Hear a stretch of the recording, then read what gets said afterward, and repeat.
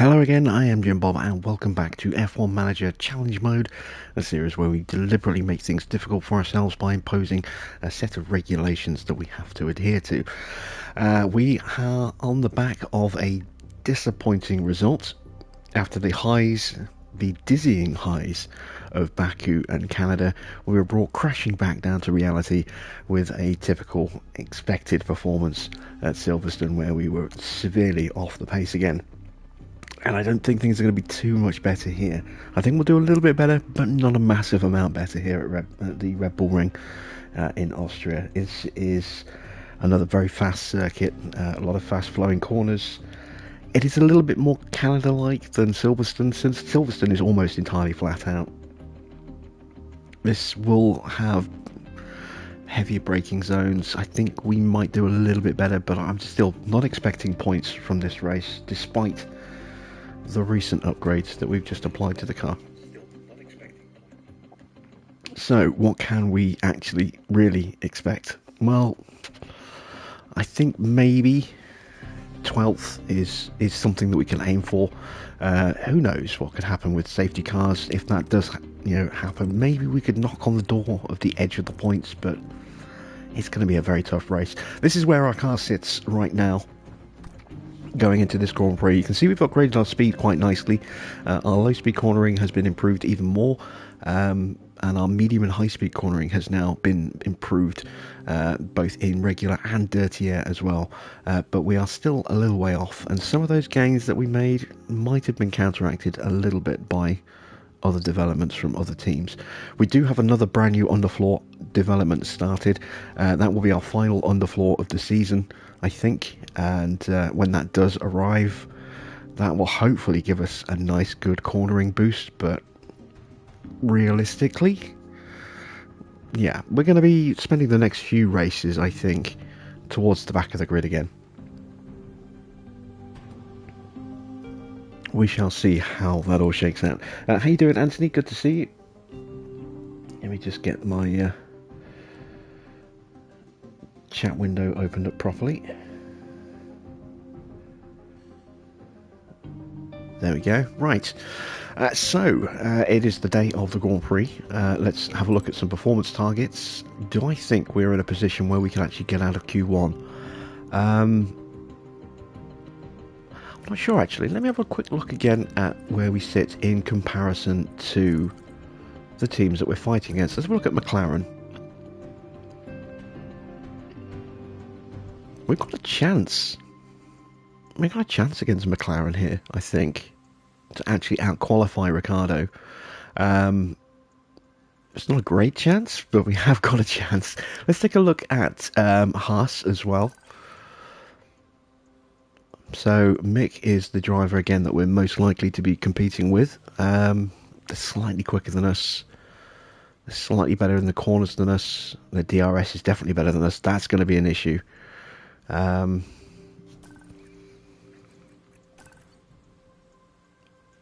DRS is quite close between us and Ricciardo. What about Tsunoda? Let's take a look at Tsunoda's car. Oh, damn it. So, car analysis, change team, AlphaTauri, Tsunoda, there we go. Again, their DRS, much more powerful than ours is, and their top speed as well. Plus they have that cornering advantage. I don't think Tsunoda's a realistic target for beating in qualifying, but I think we might possibly have a chance of eking out a position over Ricciardo here. So you know what? I'm actually going to put in our first performance target of the season. I'm going to see if I can actually get one car into Q2. Finish position 2 in the top 15. It's not entirely implausible here, I think. In terms of a finish position streak, though, I don't think we've got anything that we can really do to improve our chances on a streak. And again, a qualifying streak, I'm not willing to really risk a lot of money on a streak yet. So that's the only one we're going to do. But let's head off to Austria.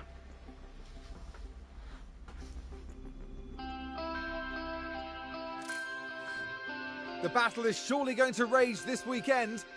Welcome to the Green Hills of Austria. The Red Bull Ring hosted its first Grand Prix in 2014, and it's been spectacular ever since. The Red Bull Ring is one hungry beast of a power track. Drivers face a steep climb up to turn 3 and a fast ride downhill through wide corners and straights thereafter. There's plenty of opportunity to overtake here, especially with the help of 3 DRS zones. The season is about halfway through, and it makes me wonder what else is in store for the teams. Well, there's only one way to find out. Stay right here, because we're just getting started.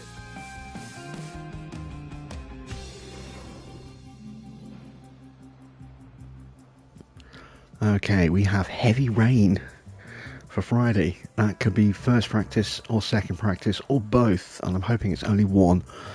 A double practice rain would be problematic for us.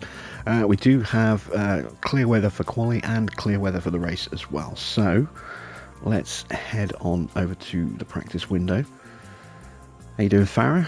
I see you and Anthony trading stories of your wins, and it's me struggling just to get a point. We are going to go with that engine again. We're going to have to stick with the better engine, well, the 62% engine for Freddie. ERS modules, again, switching over where we can, and gearboxes. We're going to use the most worn gearboxes that we have. Don't know if I can get all 3 sessions out of the way, but I can certainly get a couple out of the way with this gearbox, I think. So we'll go with that. Let's go into setup.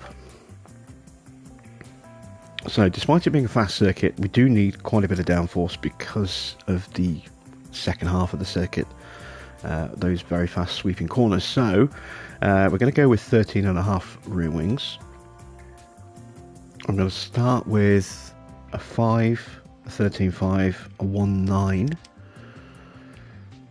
a 3.25 and a 0.95. Let's see how we work out with that one. Fuel, it's a very fast circuit here, so I'm going to go with 24 laps of fuel. That should be more than enough. Of course, this is subject to it not raining. We are also going to go with no, we're going to stick with soft tyres because of the rain. For the setup for Felipe, I'm going to go a little bit different.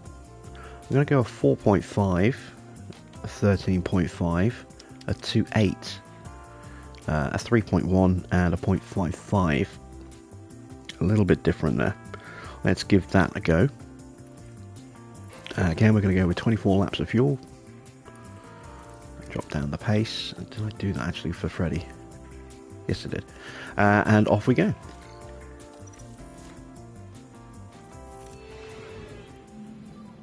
Radio check, radio check.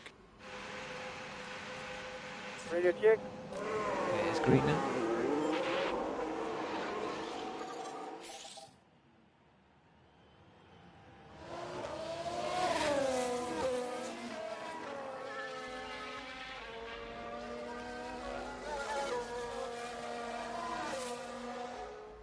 Just having a quick look to see if anyone's sending out a reserve. And it does not look like it. Nope, it's all first team drivers as always.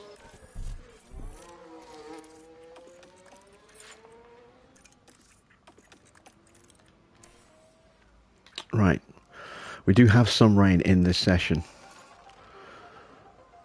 It's going to get very heavy very briefly, and then it's going to start drying up pretty quickly. So inters will be the only tyre we're going to use here when that rain does hit. We've just had a spin.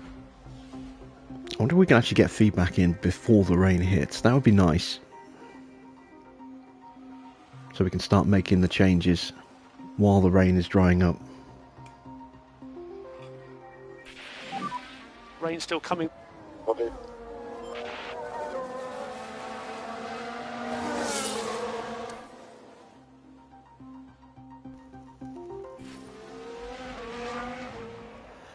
lock up for Vesti, but he doesn't go careering off the track just a little bit wide. Again, that's good to see that those improved brake cooling air ducts are doing their job.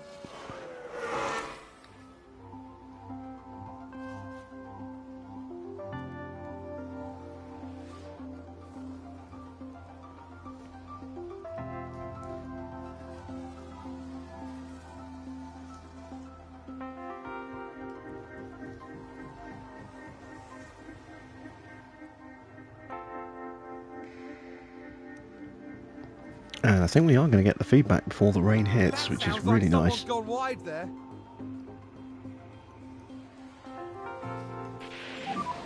What's your thoughts on coming in or doing any more? Okay, 87% means it's going to be either a change to the roll bar or the rear wing. One of the two, but not both. Let's see what we get with Felipe. 96, beautiful. So minor changes needed there. That means it's probably going to be the roll bar on Freddie's car.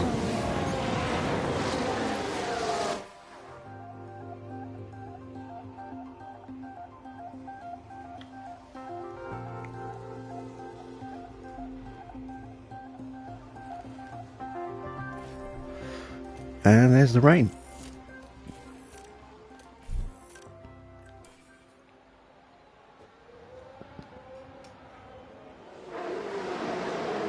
Although we've got this weird effect where, again, it's not actually physically raining on screen, but the track is getting wetter. The weather system is so screwed up at the moment. This is why I've not been upgrading the weather centre, because with the weather in its just completely illogically unpredictable setting that it is right now, it's just a waste of money. Oh no, it is the rear wing. Okay, let's go to a 13. Let's go to a 4.5, a 13, a 1.9, a 3.25. That's not quite there. Kind of needs to be that, but not.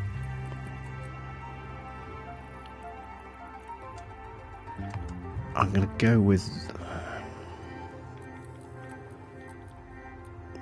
that and hope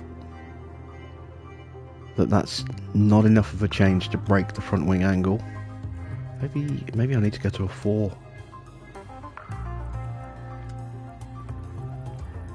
Yeah, let's do that, and then let's tweak the toe to that. Okay, let's give that a go. I think that might be it. Let's put on a set of inters, because the weather is being very weird right now. Evening, Mr. Water. Good to see you. Good late. Copy.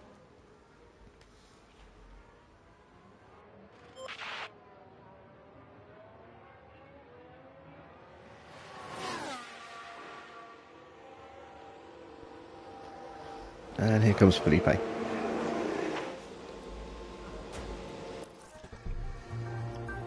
So just one change needed here. Which way do I go? Let's see. It's a 4% swing, so it's going to need to be a double click. Do I go up or do I go down? I'm going to go up and see if that works.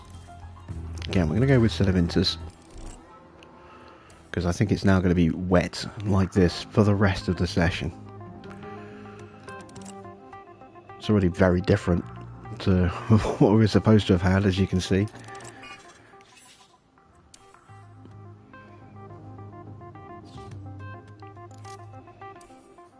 Track is pretty much supposed to be bone dry by now.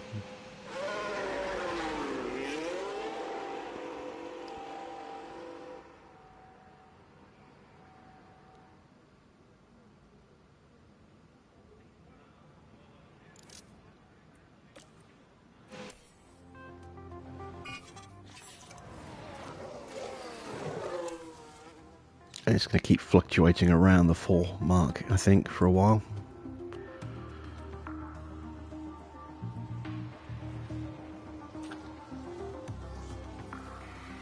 No, it's coming down now. So, once again, let's see if we can get our feedback in before the circuit condition changes. If not, we might just burn the inters for a bit. I get the feeling it's going to stay fluctuating like this now for the rest of the session, so...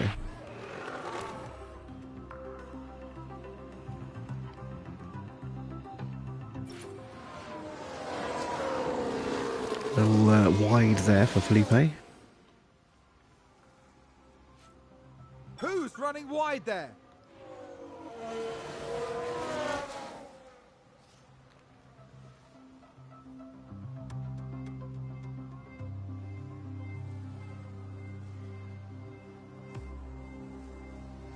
Now, it is actually looking like it might dry up properly.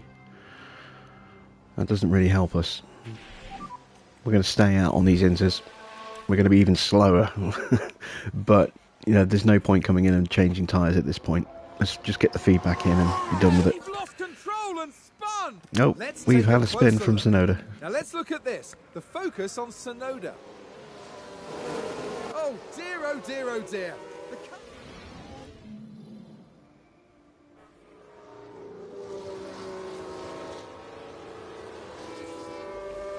You're picking up more and more each race. Yeah, you will do. And putting in warm components in practice helps. It really does, because practice doesn't really mean anything. It's just a chance for you to set your car up. I mean, it's nice to see how fast you're going against the AI, but it doesn't mean anything. You know, it's not a competition. You're not getting any points. You're not getting any place on the grid. So it's better to just run the engines in their worst condition at the lowest settings to prolong their life even more and keep them as practice components and just get the cars nailed. That's all you need to do. And there we go, we've got a 15, sorry, we've got a 97 for Vesti, so that's well on the way to being maxed. How does it feel? Oh, we actually went slightly backwards with Felipe there. So a little bit of tweaking needed still for both cars. But we are getting a clearer picture.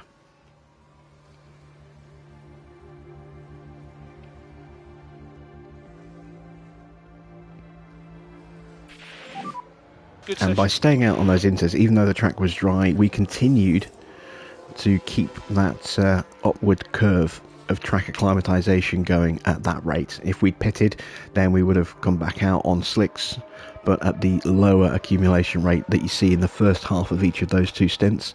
And so we would have lost maybe 5 to 10% of the track knowledge that we've gained in this session, simply by crewing it at a much slower rate again.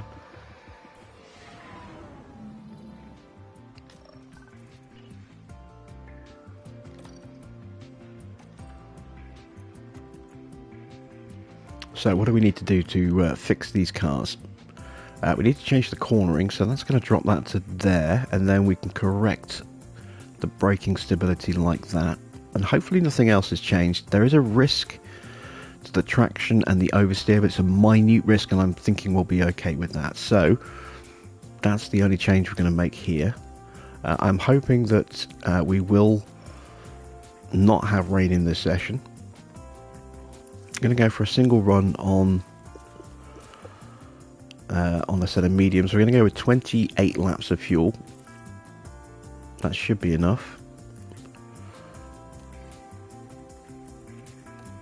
And same again for Felipe. We're going to go 28 laps. Now we actually made some changes that went the wrong way here, so let's see. Yeah, we did gamble on the wrong way, so we can click that back to where it was, and then we can go the opposite direction. Again, we'll go 2 clicks, and that should now be a 100% setup.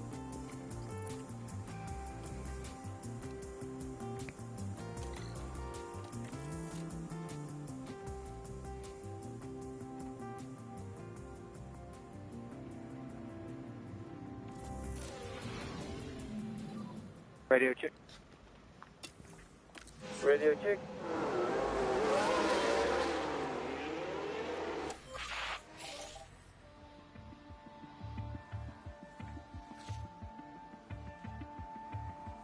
Alright, so you can see actually we have slightly underfueled the car.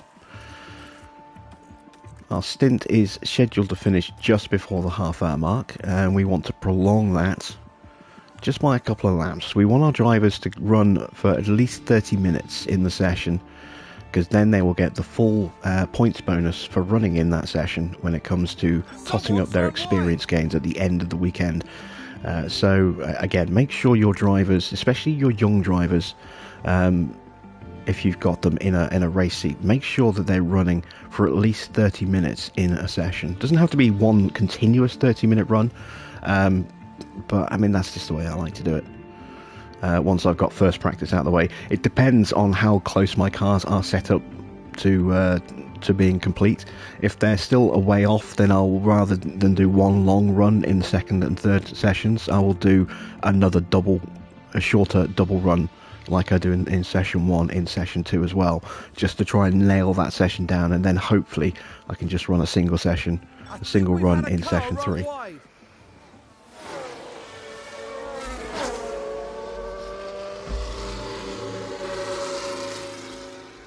They've gone wide!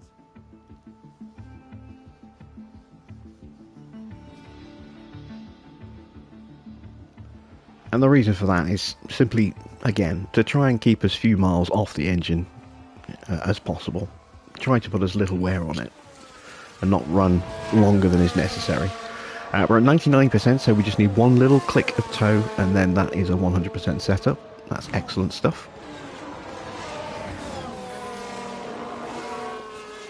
What about Felipe? What do you think? Oh, he's still 97. Okay, so we have probably just broken either the braking stability.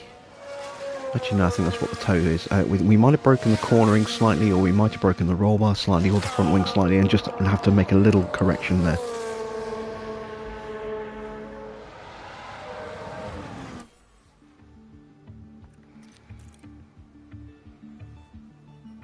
Oh, did someone run wide there?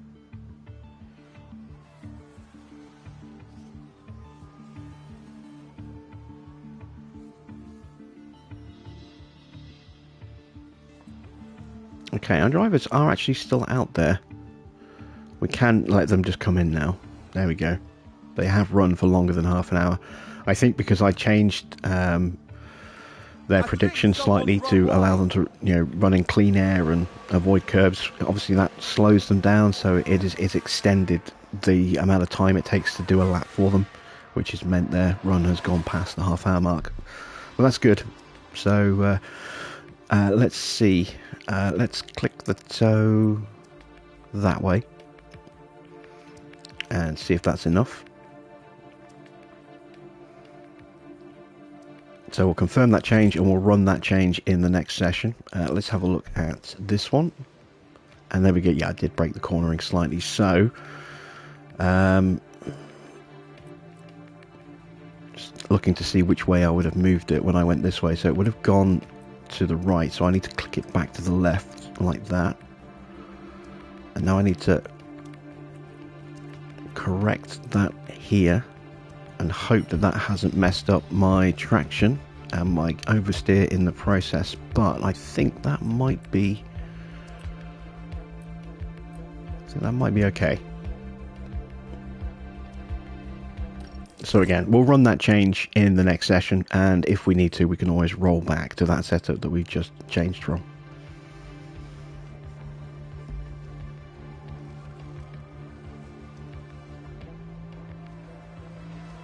Are you playing God of War? Yeah, I really want to play Ragnarok. It's on my list of games to buy. I'm just waiting for it to come down in price a little bit. Sounds like a spin. First time it goes on sale, I'll snap it up probably. But I do need to replay the original God of War first in 4K 60 frames per second.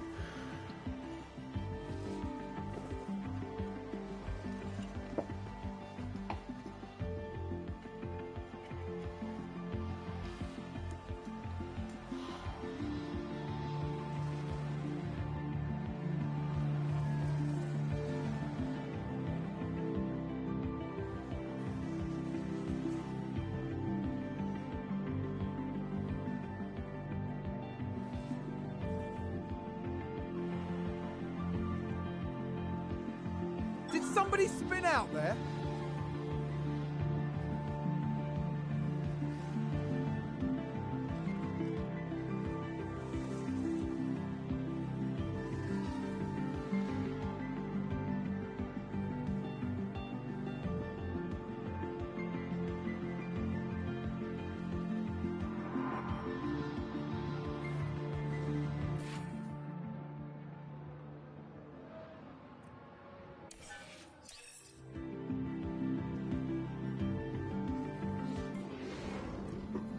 Alright, there we go. Practice done. Hamilton has a penalty. I'm wondering if that's a component. I don't remember him picking up a penalty in the last race. Must be a component. I think, well, maybe he crashed into someone here, then we just skipped through it. Let me have a look at tyres. I'm going to go on to hard tyres for this session. And again, we're going to go for just one run. 28 laps seemed to work really well last time. These are slower tyres. I'm going to drop down to 26 laps for this one. Again, the pace will be a bit slower, so the lap times will be a little bit slower. It'll take longer to do these laps. And again, I can always extend them because I'm burning less fuel than necessary. I can extend them by an extra lap or two if I need to at the end of their run. So let's go ahead and go straight into practice 3. Radio check. Elden Ring's only 35 quid. Ooh, Yeah, now that is a temptation. Never played a Souls game before. And that's, well, technically it's not a Souls game, but in essence it's a Souls game. But yeah, that is... there's a reason it won Game of the Year at the Game Awards. It's very, very good. It looks gorgeous as well.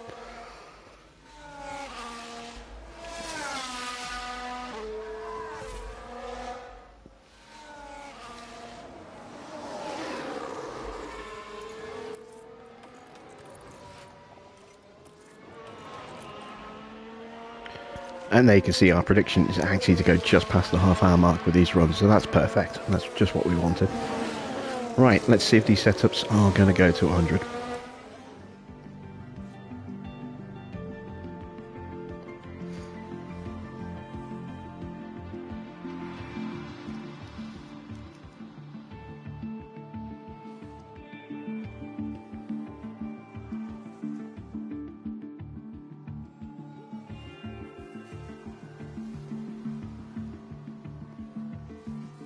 So here's a question for those of you that have played Elden Ring. Is Elden Ring for a Souls novice, is Elden Ring the best way to get into that type of genre, or would I be better going for the remake of Demon Souls and playing that first? Because the closest I've come to Soulsborne combat is Jedi Fallen Order. That is like Souls Light, I think, in terms of its combat style.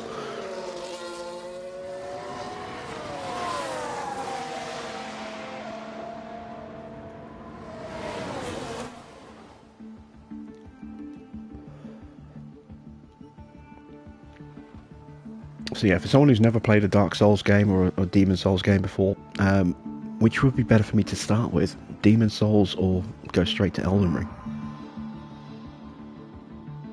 Because I've ummed and ahed over both games. Every time they come up on sale, I'm like, oh, do I get Demon Souls? Because again, it's a game that just looks incredible, but I know the reputation of Souls games is brutal. It just, yeah, I don't know if I have the patience for that. What's your thoughts on coming in or doing any more?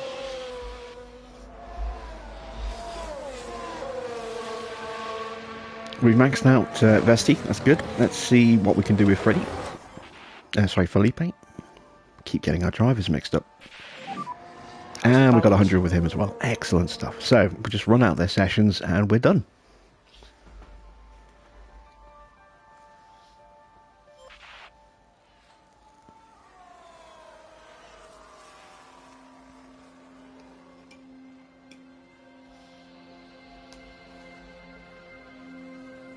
Oh, actually... No, yeah, Freddie needs to go back out a touch more. Car knowledge isn't quite high enough. He needs a little bit more track knowledge. I'll send him out for an extra couple of laps. Just to get that bonus.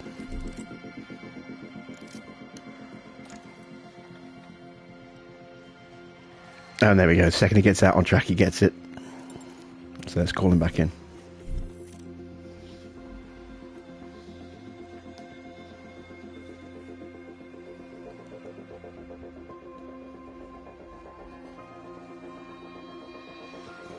Elden Ring is easier. Ah, see, I wouldn't have thought that. I would have thought it would have been the other way round. That's interesting.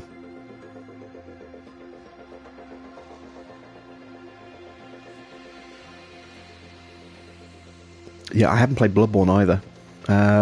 Okay, I've actually got Bloodborne for free on PlayStation Plus, so rather than buying Demon Souls or Elden Ring, should I play Bloodborne first? Is that game going to be too difficult for a novice? Is it going to put me off the rest of the franchise? Or would I be better starting with something like Elden Ring and going back to Bloodborne once I've got some experience? Again, Bloodborne's a game that I ummed and ahed about when it came out and decided against it, and then I picked up my copy on the PlayStation Plus collection for PS5 players. And it's just sat in my library ever since.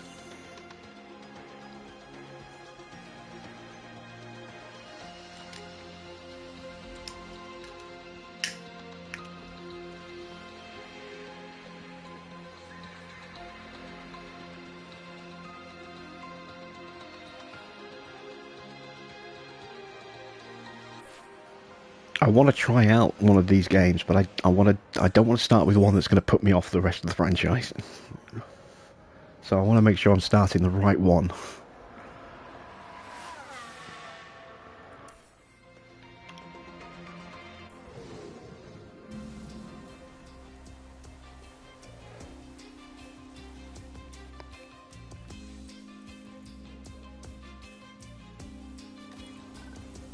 Alright, there we go. 15 out of 15 for both drivers. Excellent stuff.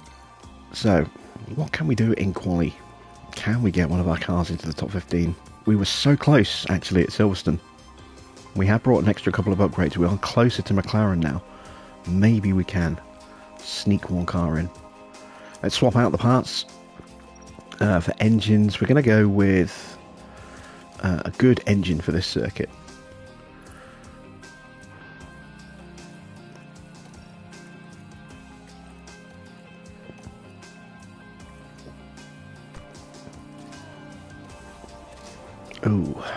Yeah, okay. We're going to have to take a penalty at some point for Philippe. Let's get this race out of the way, and then we'll think about where we can do that. ERS modules, I'm going to swap that. We're going to have to take a new module for him at some point as well.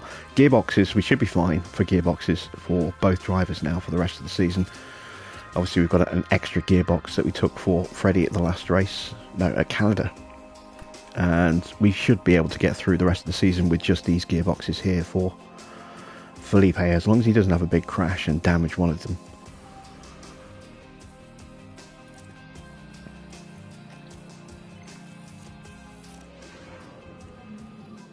Radio check. Radio check. Okay, should be green now.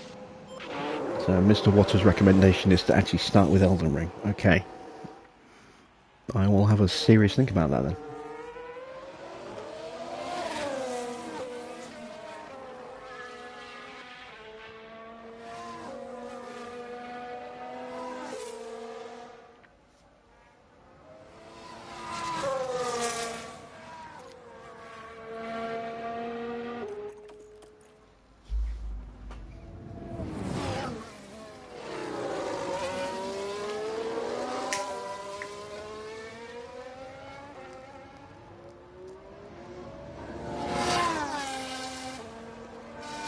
So it's a very quick lap. Hopefully we won't get traffic on this run. Both our drivers have got similar performance engines in their car this time as well, so we'll be able to get a closer look at their actual pace difference. So we take a look at the engine components on each driver's car, now you can see engine levels are exactly the same. ERS modules make no difference until they dip below 40%. Gearboxes make no difference until they dip below 40%. So, yeah, these two are effectively running matched equipment now for the first time in a few races.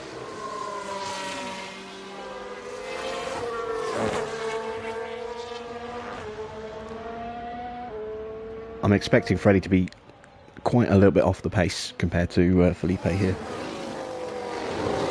We've seen a gulf kind of starting to form between the two, and Freddie's actually been running fresher equipment in races for the last couple of races. So now that they're on matched equipment, I'm expecting Felipe to be faster by at least 2-3 tenths a lap.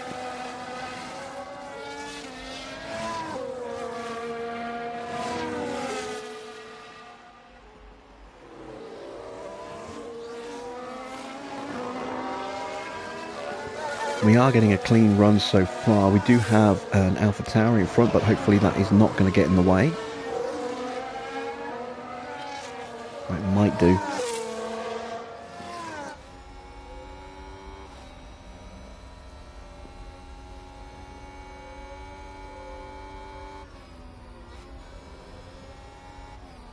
Yeah, I think we had a little lift through there.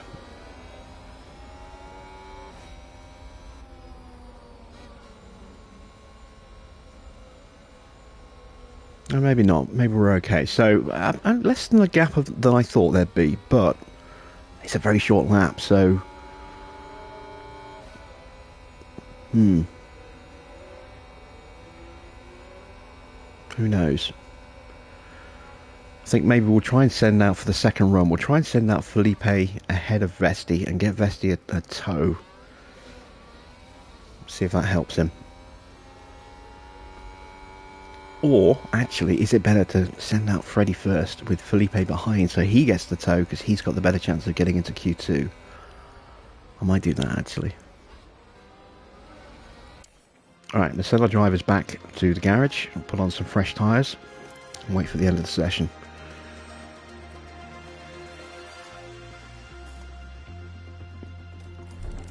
Tyre wear is actually really good. Look at that, we only lost 7% on the hot lap. That's partly down to our brake cooling, keeping the tyre temperature down as well, which will help decrease the wear. Better the brake cooling is, not only do you make less mistakes when you lock up, you know, the lockups aren't as severe and they're hopefully not as frequent, but it also does have a slight improvement in your tyre wear as well, because there's less heat around the wheel.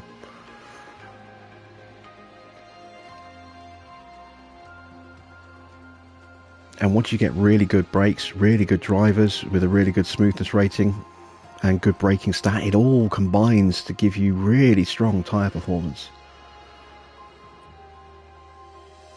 But it can take a while to get to that point. Alright, so let's send out our drivers.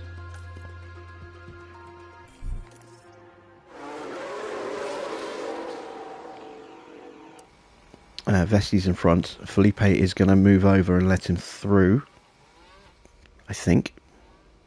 He should do.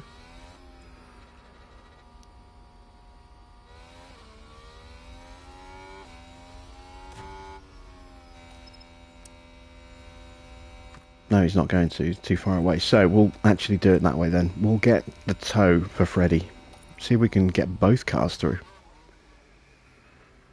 We're only half a... Oh, wow, Ricardo is half a second quicker than us. Norris has had a poor lap in comparison. But we're less than we're less than a tenth off Schumacher. We've got a real chance of actually getting through here.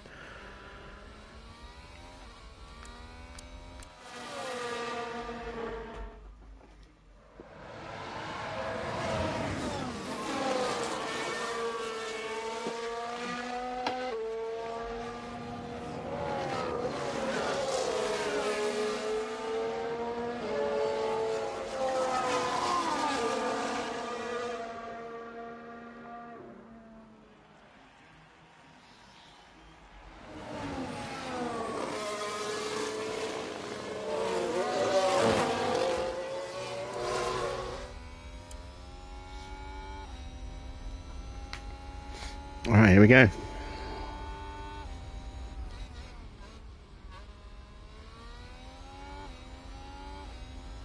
Can we actually make it out of Q2 on pure pace for the first time this season? We snuck out a couple of times, but that's been down to weather more than anything else.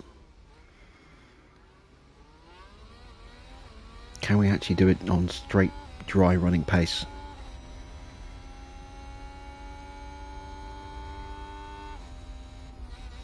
Both drivers are improving. That's a good sign.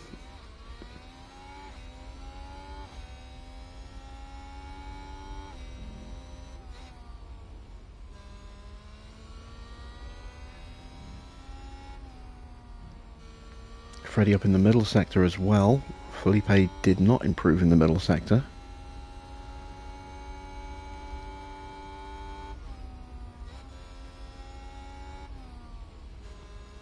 Around the final corner, up to the line. Felipe overtakes Schumacher, but it's not enough to get through. Vesti can't get through, but he does improve his time a little bit. So we missed out, but we only just missed out.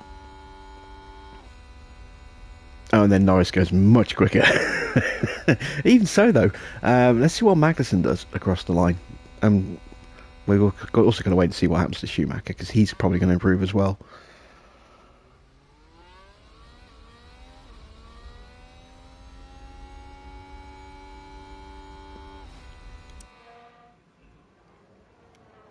Oh, Albon out-qualified us. Wow, where's that pace come from Williams? They've been way off so far. They must have brought a major upgrade for the first time. But we did out-qualify Schumacher, and we were only 7/10 of a second, no, 7/100ths of a second off Magnussen. So that's really encouraging. Those little changes that we've made recently, the new front and rear wings, the new suspension, have closed the gap to Haas.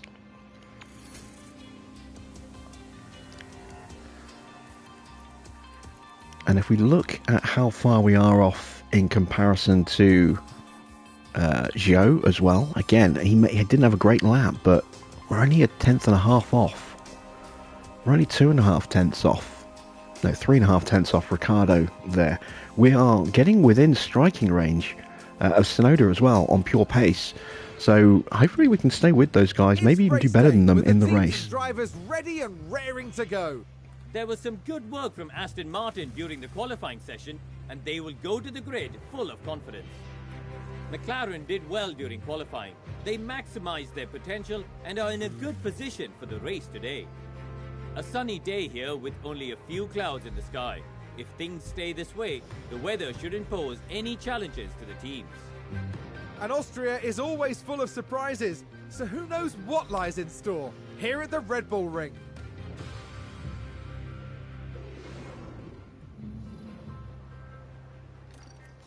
So, strategy. Do we go one stop or two? One stop will work. Two stop could theoretically be quicker. We're looking at a 1:21:35. Let's see what we could do if we went to a soft, medium, soft.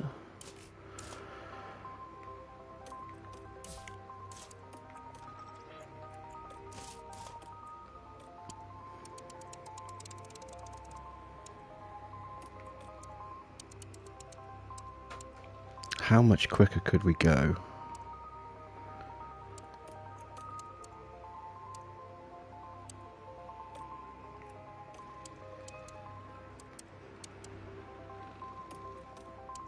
Not a huge amount, maybe a second quicker.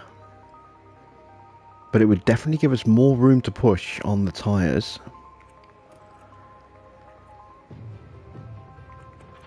That's actually a second slower. Okay, in that case, what about if we went medium, medium, soft?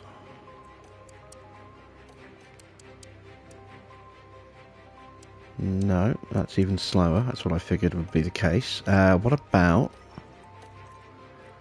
maybe hards to softs?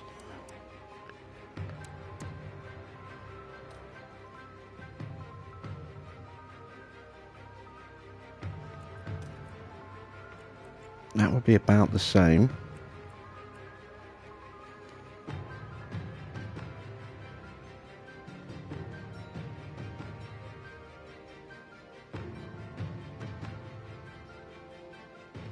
I think I might go with this, and then maybe we could switch to a different strategy if we get a late safety car. Come in, put on some fresh soft tyres.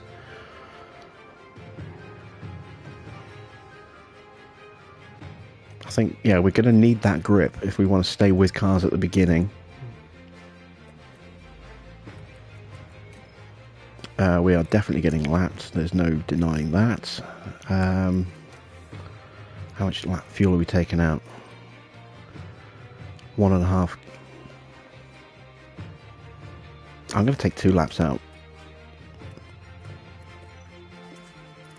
Because I think in terms of general fuel saving, we'll save about a lap of fuel over the race, and then when we get lapped, that'll be the other lap. So as long as we've got at least 1.5, we've got, you know, no less than minus 1.5 in the car, we'll be fine at the end of the race.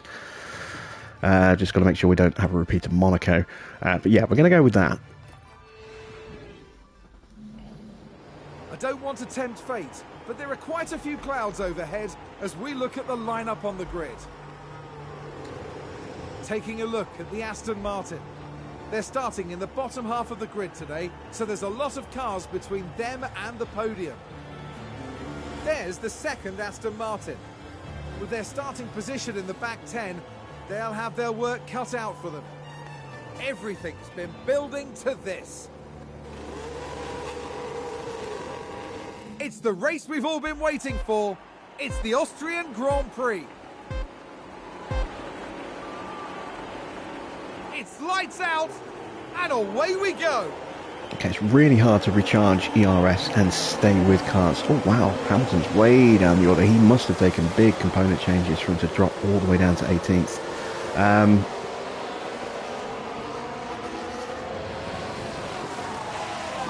So yeah, it's really hard for us to charge the ERS and stay competitive. So we're going to have to be very careful about where and when we deploy our battery here. Aston Martin with a great play there. They've moved up a place. Is working on engine cooling mandatory in my eyes? It's not mandatory. Let's focus. But the hotter you run your engine, the quicker it's going to wear out. Looks like Aston Martin have just gained a race So, position. I mean, brake cooling is more important than engine cooling, but it is something you do want to work on in the background. It shouldn't take priority, shouldn't take the focus until the rest of your car's good. You will always go through a lot of parts very quickly in your first season, but it's because you have to push the car a lot more to keep up and be competitive. When you get your car to a place where it's got a lot of drag reduction, it's got a lot of downforce through corners, its acceleration is strong, then you're using the engine, you know, you're not going as hard on the engine because you're not having to push it as hard just to keep up. So that will reduce wear rates, and then obviously improving your engine cooling will also help reduce your wear rates a little bit. But the most important thing in terms of cooling is brakes. It's a race position gained for Mercedes. Once you've got your brakes sorted, then you can start looking at engine cooling. But you'll find as the car itself improves that, like I said, the wear rate will start to come down anyway. Engine cooling just helps. It's a nice cherry on top, but it's not essential.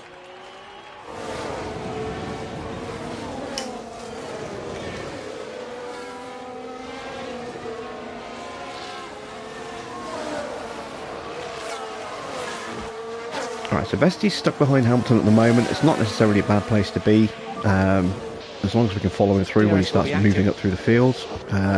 Let's see what we're doing with Felipe. He's on the back of Magnussen. We're about to get DRS. Magnussen, I think, might not be in DRS here. Oh, he just got it.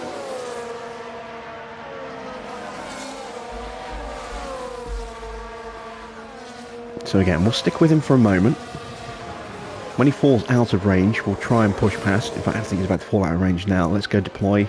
Let's do the same with Freddie now. If you need it. Yep, copy. Because I think Hamilton's about to make a move.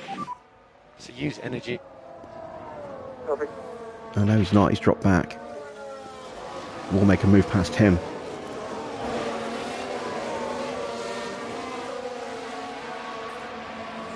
Yellow flag is sector 2. Is that a Williams? No, it's a Ferrari. Oh, that's going to slow up the field massively.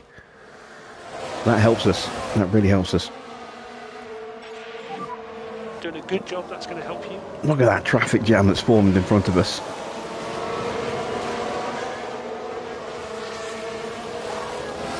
Alright.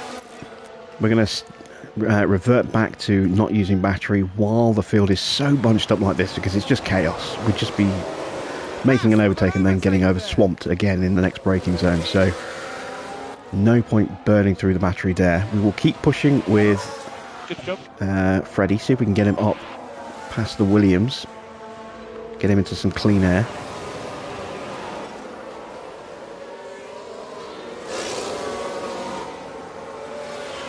And there you can see that concertina under braking there has closed everything right back up.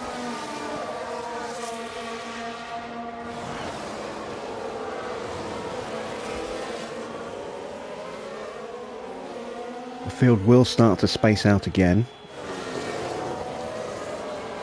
as everyone picks their pace back up again behind Sainz.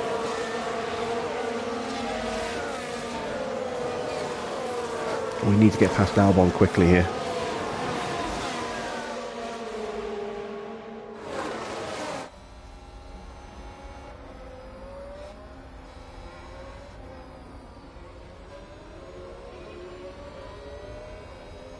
Which isn't easy to do when he is also getting DRS.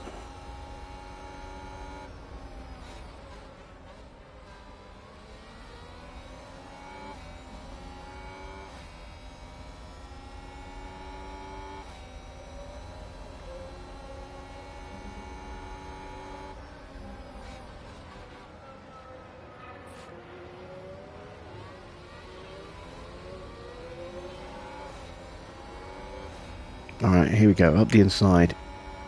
No, Albon covers it. Around the outside is brave, but unlikely to be successful.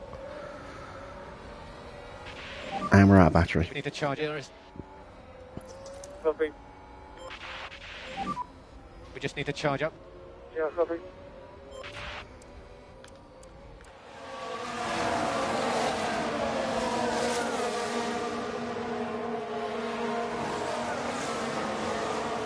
I'm actually going to push Felipe just a little bit. I want to extend that gap to Magnussen. I don't want him getting DRS and staying with the train yet. I want to make it easier for the cars behind to get past him, because that will help elevate Vesti. I also want to make sure I don't fall off the back of Ricciardo as well. There we go. That little bit of battery there will help us. Oh, and we got huge slowdown in the braking. Oh, I hate when that happens at this corner. It just ruins everything. And we're now way off the back of the car in front. Is that a new race position for Haas? We've gone from being 1.5... Oh, now we've locked up. We've gone from being a second and a half ahead of Magnussen to being a second and a half behind him in one corner. Let's have a look here. This was the And then Aston the lockup drops us to the back of the grid. They've locked up and gone Very straight on. rough couple of corners there for us. Let's get back onto Latifi ASAP.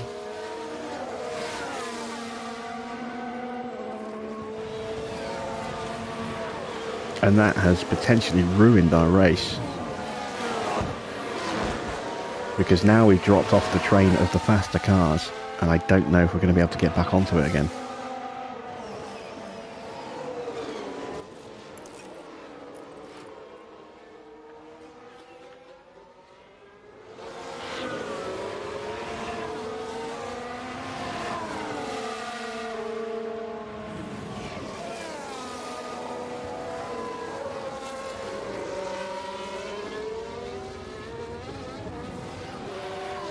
just about hanging on to Schumacher here.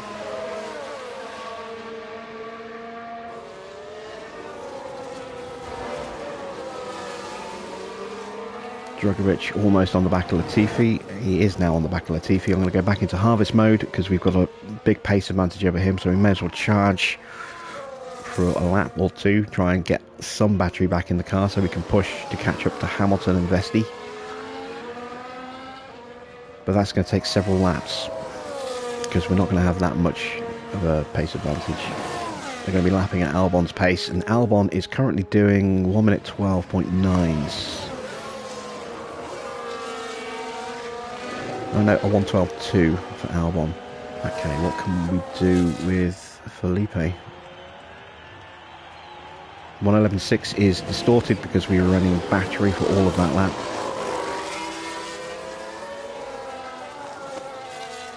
Latifi's doing a 1:12.8, so at the moment, yeah, half a second off the pace of his teammate, and we are behind him and charging. Vesti's been overtaken by Hamilton. That was going to happen sooner or later. We need to try and hope that Hamilton can get through and we can stay with him and maybe use his pace to close up to the back of Magnussen again, who's now very isolated. We broke Magnussen away from the field and they've just driven off without him.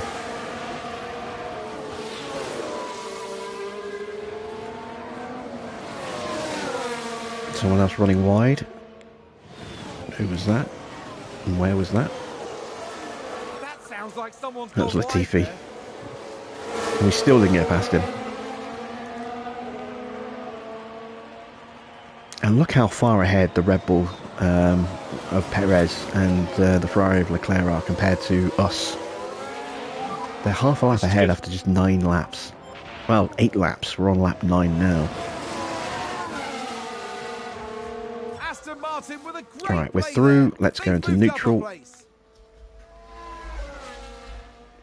We're 7 seconds off the back of our teammate. 6 seconds off the back of our teammate here. It's a long way back.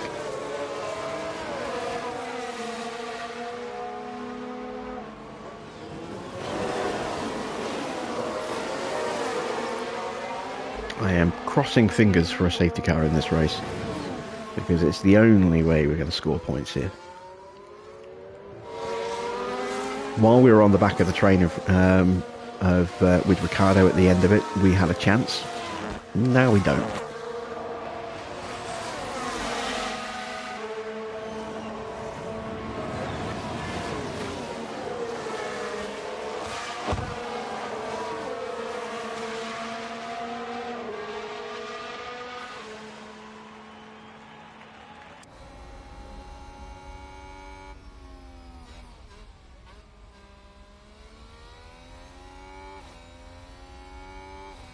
Okay, Hamilton is past Schumacher.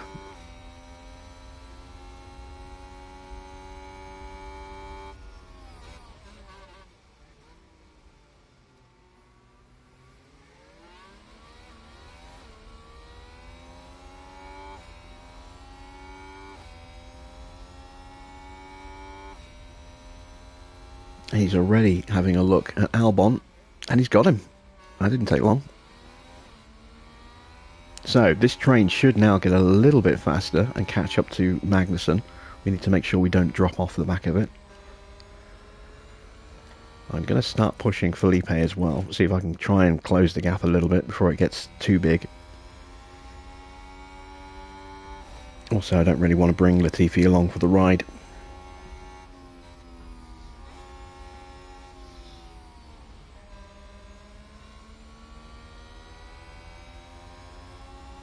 And Albon is already in danger of being dropped by Hamilton if he's not careful.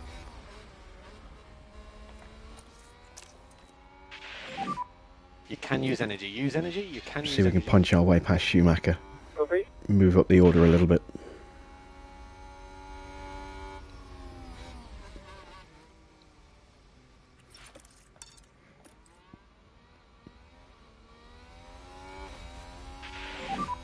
Happy to push.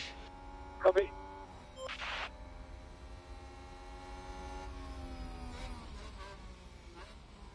to use those mediums. Use the extra grip. That's it.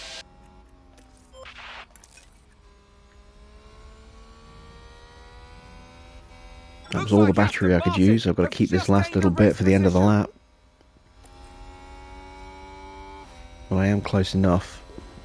Felipe's out of battery. Let's push his tyres a little bit as well. Push a bit more.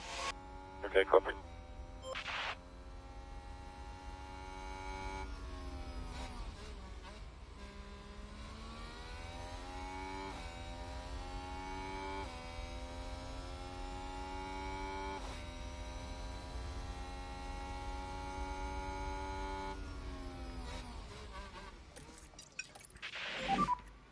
Drop back a bit. Okay, copy.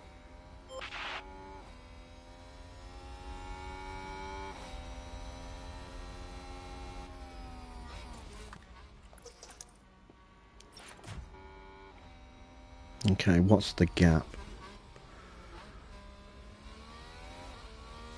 5 seconds. Yeah, I don't think that's going to come down anytime Yeah, soon. take it easy. We just have to keep Yeah, running at regular pace, not burn those tyres out too much. Maybe a lock-up or a mistake, or just a weird braking thing going on again at turn 3 might help close that gap down a bit. We don't quite have the pace yet to drop Schumacher. If we did, that would make things easier for Felipe.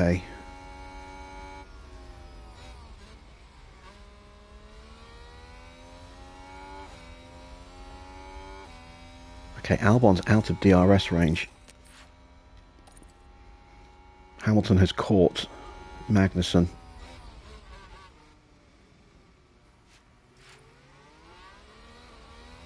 But he's had a poor exit from the corner. So this is our chance to get back alongside him, or back in range of him.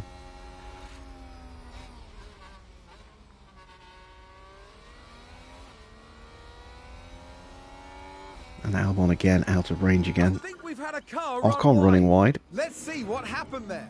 Now have a watch of this. Looks like Ocon. Oh dear, that's far So that wider might than slow we down wanted. Russell and co. behind him.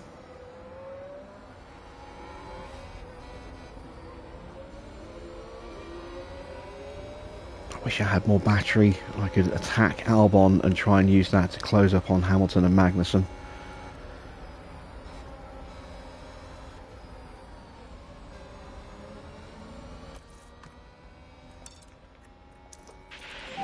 Gotta go for We it. just need to push now. Copy. There we go, up the inside, and we'll still get the DRS.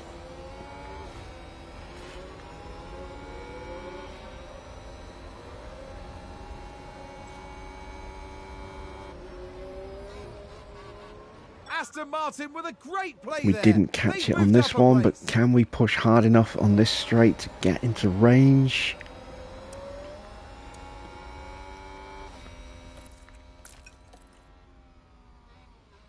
Alright, we're on the back of Magnussen. Can we stay here for the rest of the lap? I'm going to have to keep the tyre hot. Another running wide.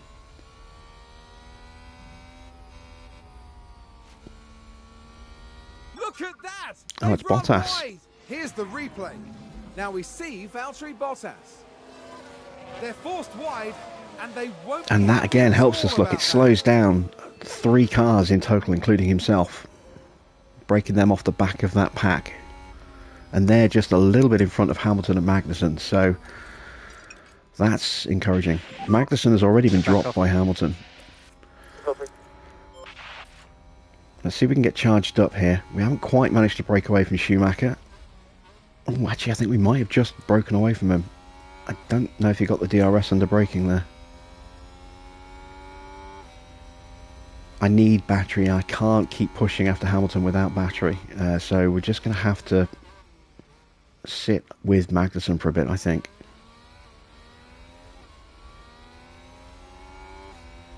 And stay charged up.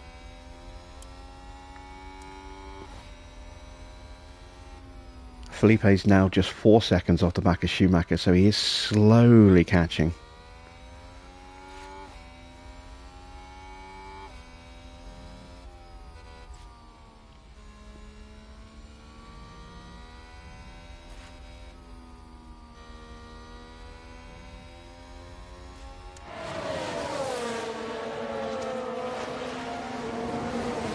With an overtake.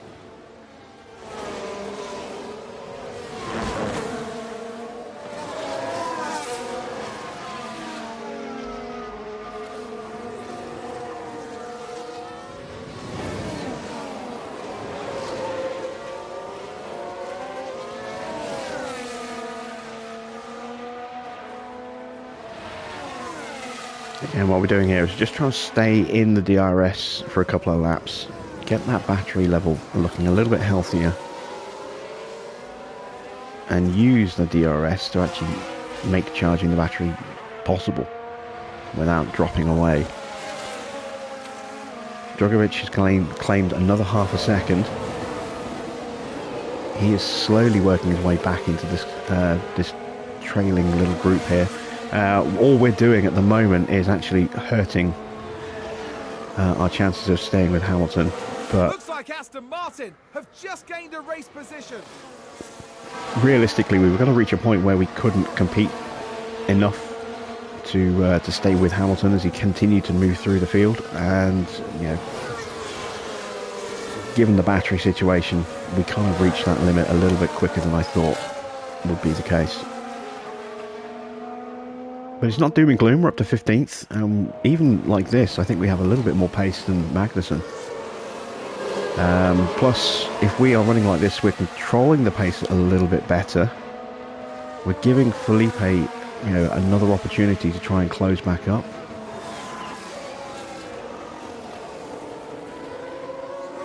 We're running decent pace without having to push. Getting the car back into a nice little recharge position.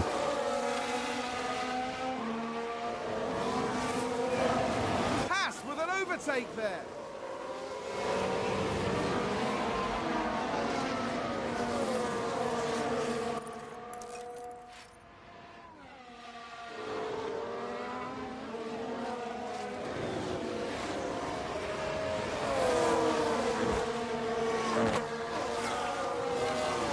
Come on, Freddie, don't drop off the back now.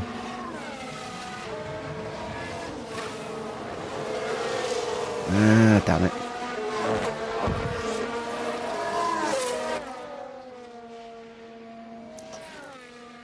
Trying to charge up the battery, not burn it. Oh, we've got a lock-up. It's Hamilton. Hamilton's locked up and brought himself back to us. I think there's been a lock-up. Okay, game on again. If you need it. Copy.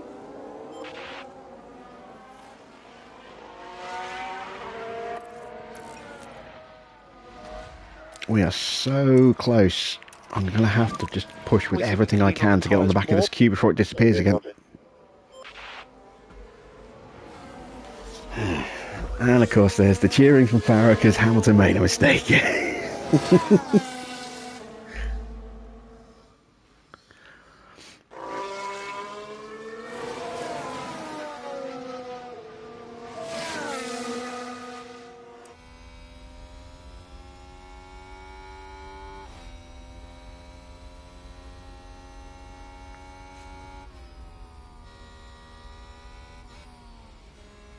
Come on, Felipe, you're so close.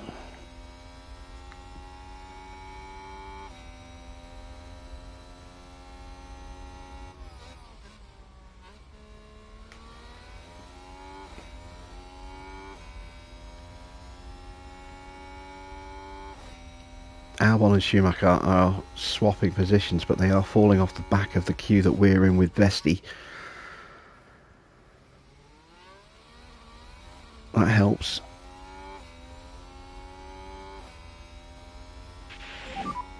We're not okay on fuel. Copy. Save fuel, save fuel. Yeah.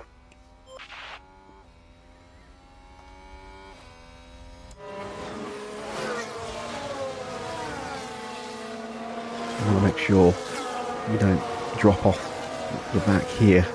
Don't want to lose focus on this battle.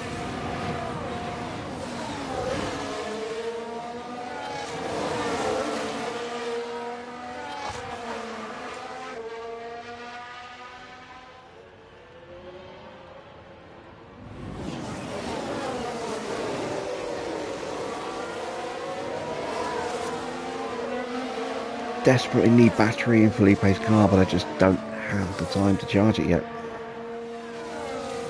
Can't till he gets into DRS range.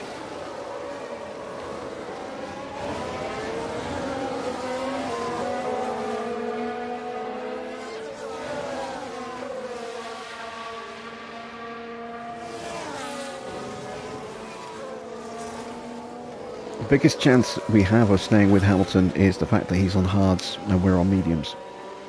Once that tyre disparity switches and the hards become the better tyre, he'll pull away from us convincingly. But while we have good grip, we're able to stay with him. We are approaching that window though, where our tyres and his tyres will switch positions. Oh, Felipe's so close now.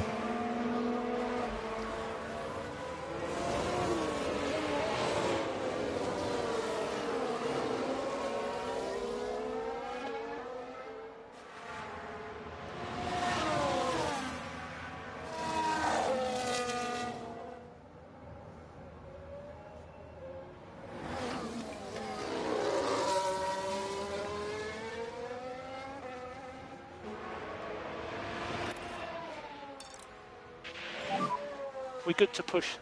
Copy.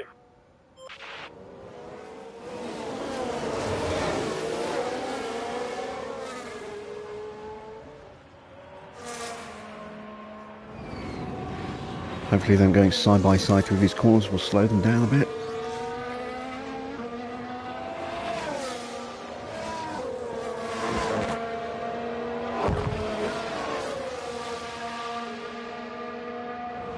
Running out of tyres.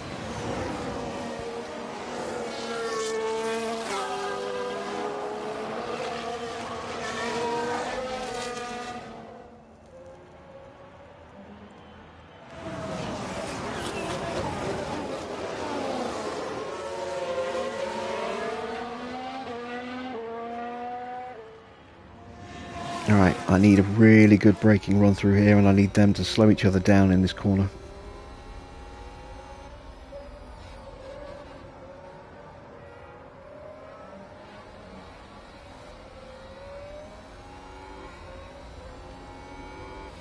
Oh, I didn't get it.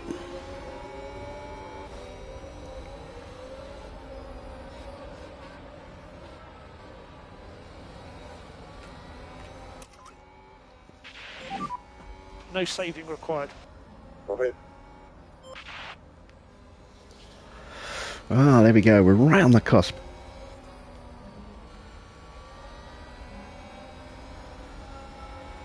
Just hold it a little bit longer.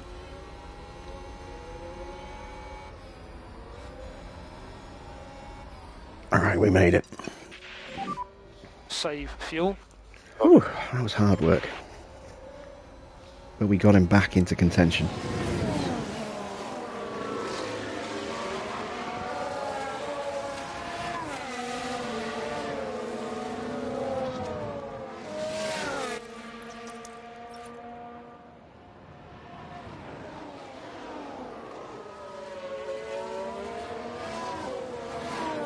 Oh, that's such a great sight to see.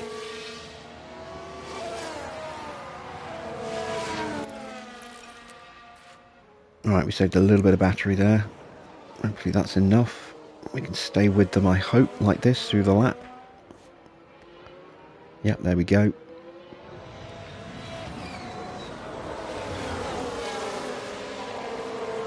These two still doing okay. Another yellow flag.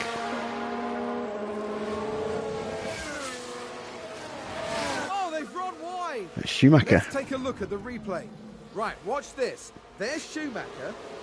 Going wide like that could cost them valuable time.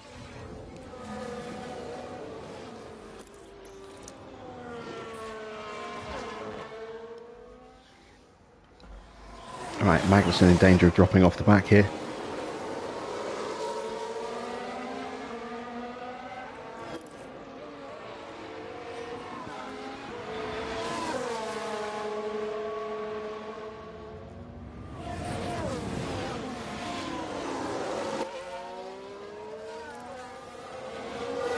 He's just hanging on to Hamilton right now.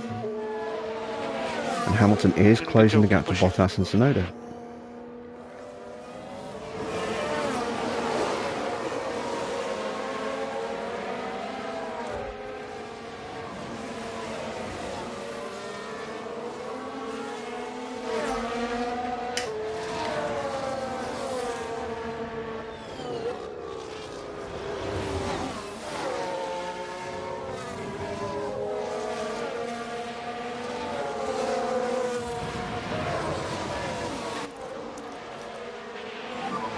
You can use energy. Yeah, copy.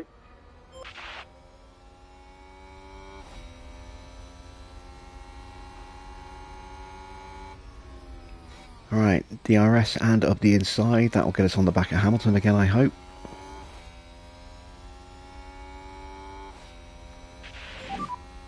That's it. Not quite. But that will give Magnussen the DRS and hopefully he can get back on Hamilton again. They've moved up a place. If we can't, This is good. Come on. we're close to our pit stop actually. The pit window opens in 4 laps.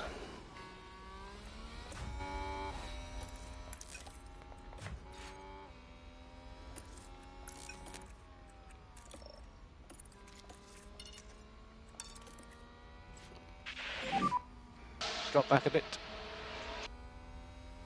Yeah, copy.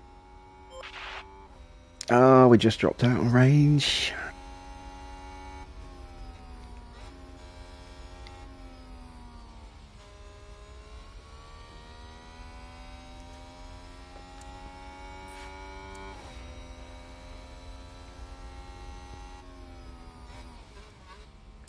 And now we're driving defensively. Alright, we need Magnussen to re-overtake us.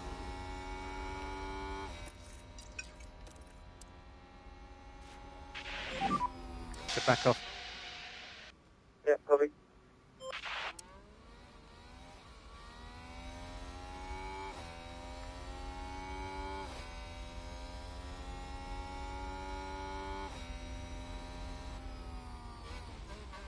And he just doesn't seem to want to.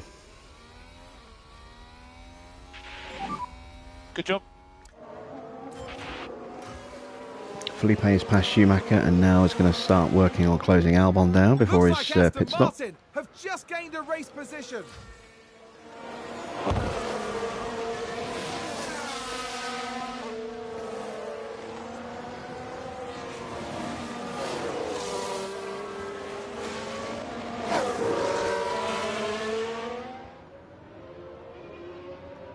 Come on, Magnussen, get back in front of us so we can start charging that battery back up again.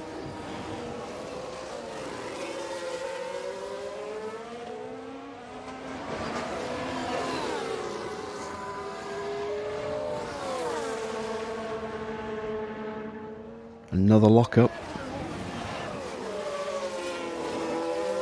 Oh, that's an AlphaTauri.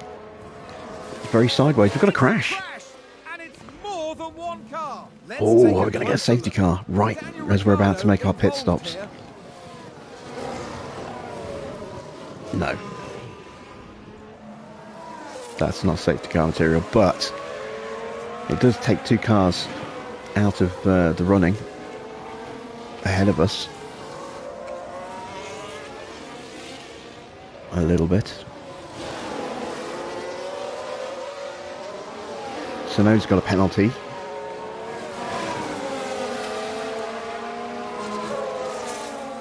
Ricciardo's got massive damage to his tyre, so he's going to pit probably this lap.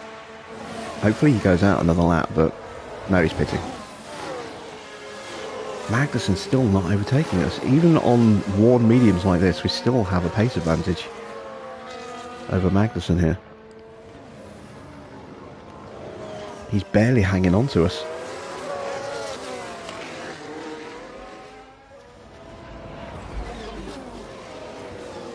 Alright, I'm going to try the undercut with Felipe, because he's just not making much progress at the moment. His tyres are more worn than Freddie. Yeah, copy box. We're going to box Freddie on the next lap.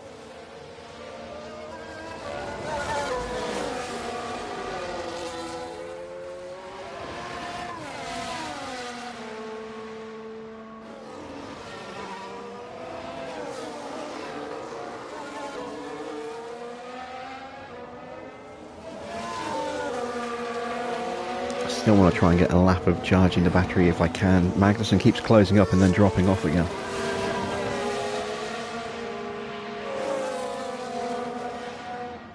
Sonoda is finding out of the pits after the penalty and a front wing change.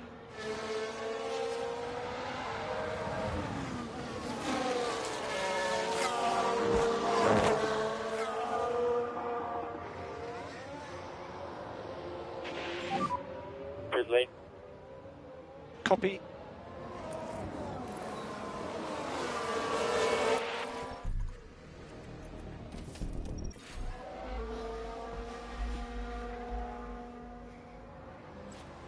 Alright, there we go. And Pit box, stop box, ordered. box, box.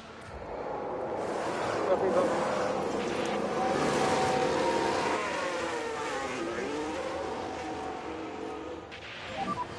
We just need to charge up. Albon pitted this lap as well. Okay, well at least we're going to come out with a car around us. We're already a lap down now. We've already saved almost enough fuel with Vesti. Need to save a little bit more with Felipe because he was pushing, but that'll be easy enough to do.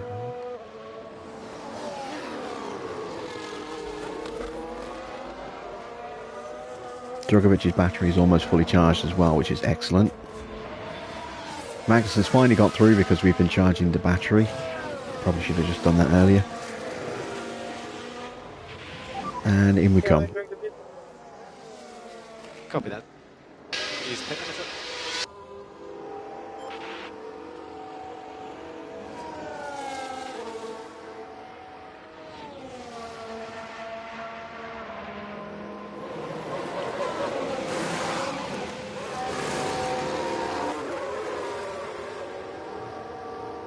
Alright, so we get a safety car in the next few laps. We can switch back onto another set of mediums. If we get a safety car later, then we can switch onto a set of softs.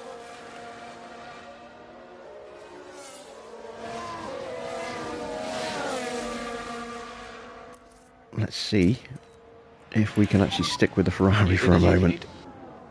We'll get a little bit of DRS off him, but not much. Actually, he hasn't pitted yet. We may potentially have enough grip to stay with him for a lap or two. That would be really nice if that's the case. That'll be a huge boost for us.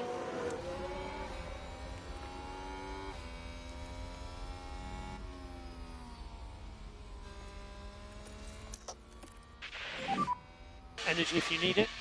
I want to get past Albon before we get lapped if I can.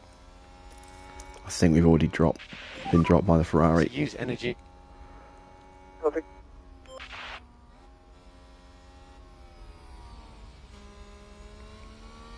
Yeah, we have. Not surprising.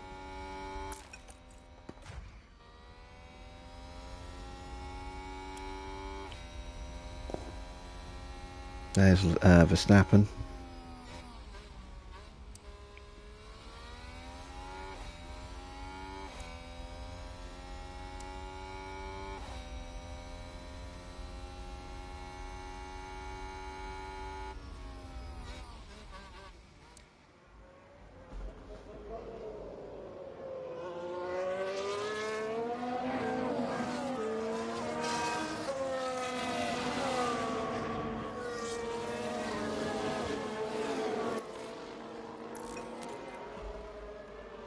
Alright, we're on the back of Albon. Hopefully we can DRS past him before we get lapped by Verstappen.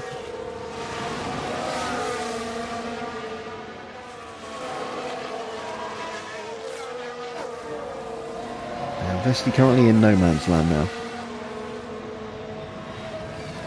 No one around him to try and latch onto. Just got to run at whatever pace he's got.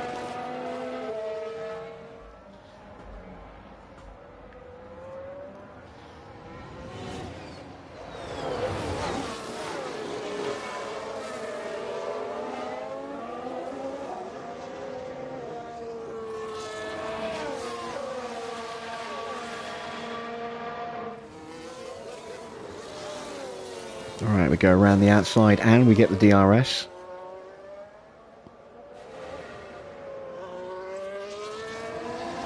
And we can complete the move before Verstappen reaches us. That's excellent.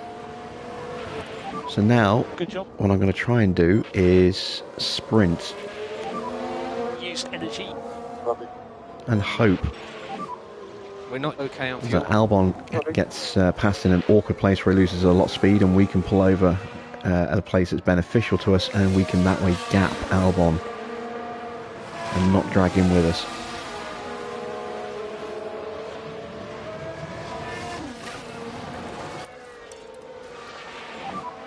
Push more.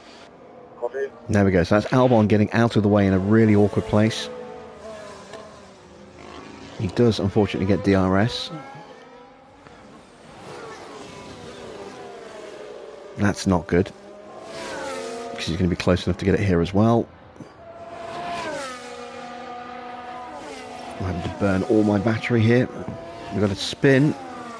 Please don't be Freddy. No, it's not. Yellow ahead. Oh, it's Leclerc. Leclerc spun. Oh, okay. Let's go into neutral. And let's stick on the back of the Ferrari as best we can here. Yeah, take it easy. Okay, copy. This will help keep us a little bit further out of Verstappen's clutches for an extra couple of corners. Albon's been dropped, I think, now. That we've already been dropped. That was ridiculously quick.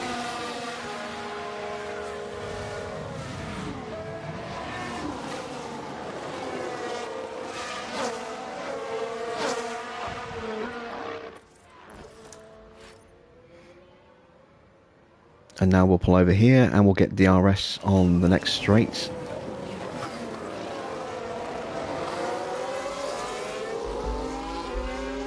Excellent, we've gapped Albon.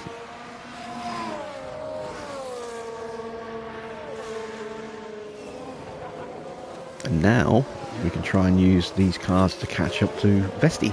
Get our two drivers back together again. At least they can fight amongst themselves that way.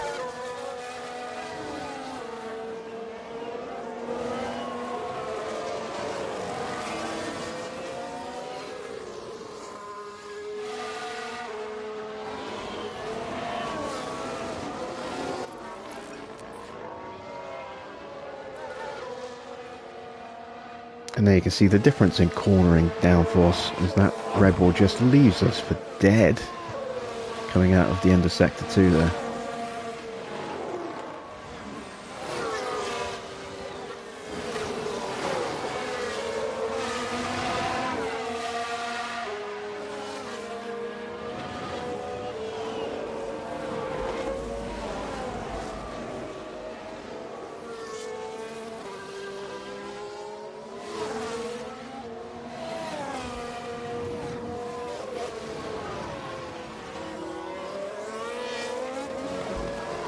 So let's take a look at lap times. 1:10.5 for Freddie, 1:10.4 for Ricardo, 1:10.6 for Zhou, 1:11 for Schumacher, who's still on those starting half tyres. We're not closing as much as I would have liked. And Schumacher is in clear air, he's got no one in front to give him DRS. So that's a little disappointing. We don't have as much pace as I was hoping we would. Again, I'm going to reiterate it, we need a safety car if we're going to rescue anything from this Grand Prix.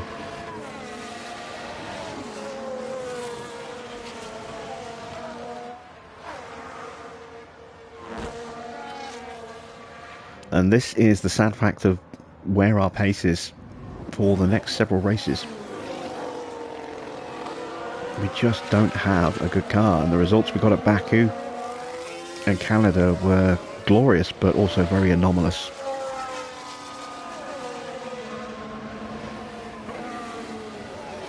Very much against the grain.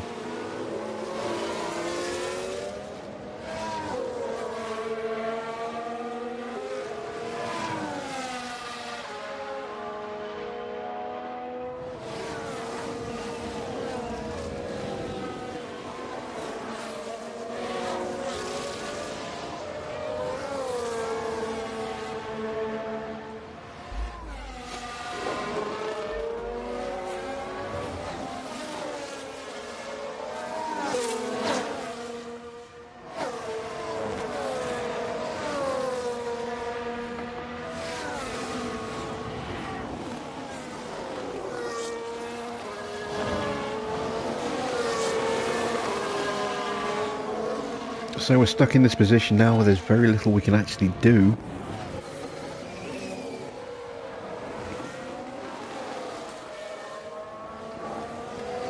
Oh, that was a bad place to get past. Lost a lot of time. But yeah, there's very little we can do now. Unless circumstances change in this Grand Prix. We've got more pace than the cars behind us. We've got less pace than the cars in front of us. All we can do is just keep running around and hope for retirements, hope for a safety car, hope for something, anything that's going to improve our fortunes here. I'm going to start charging Vesti, which will slow him down, get Drugovich onto the back of him, and then once Drugovich does that, we can then charge Drugovich up. And then we can let our boys fight amongst each other and see if overtaking each other can help them close the gap to Ricciardo a little bit. But beyond that, there's nothing else I can do. No strategy change here without a safety car is going to help us.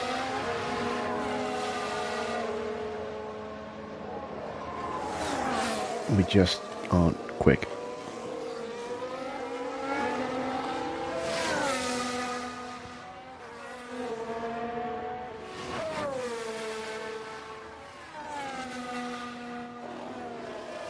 I know there are some cars that are still yet to pit that will come out potentially around us / behind us, but even that will be very tricky because then our hard tyres will be a little bit worn. They'll be on brand new mediums and they will be very much faster than us. So staying with them is going to be very difficult.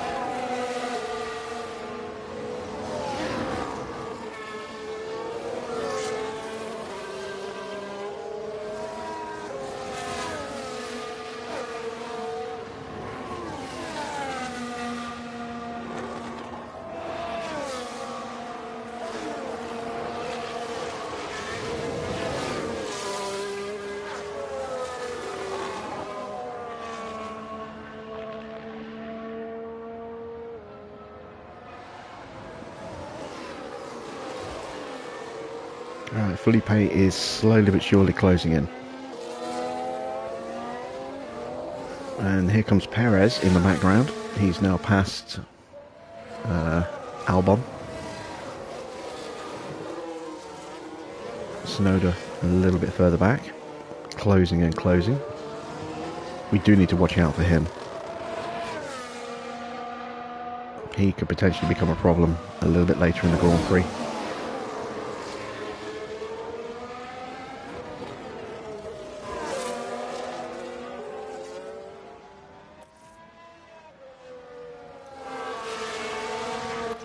And there we go. We got our boys back together.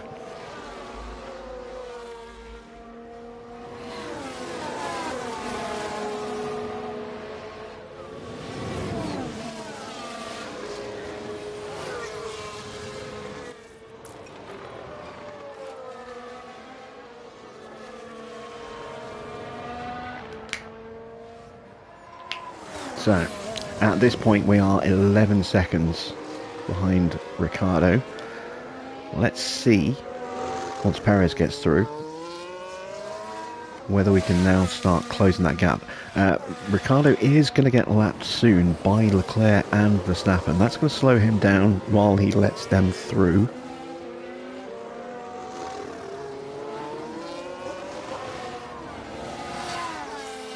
We need to see if we can start lapping at a pace slightly faster than him, really.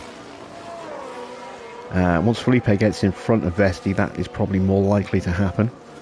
But we ideally need both of our drivers to be overtaking each other through the DRS zones to try and claw that gap back a bit quicker. Maybe 15th is still in reach. And Verstappen pits. Okay, so Verstappen's going to be coming back at us again. Perez might pit next lap, actually. So if he laps us now, that would be bad. Because we'd have to slow down, pull over, let him through, and then he pits, and then we have to do it all over again in 10-15 laps time.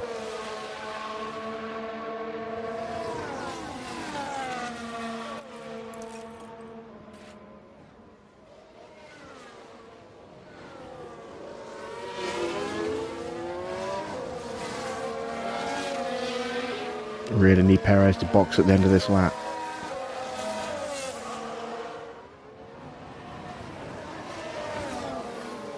Don't want to have to pull over for him.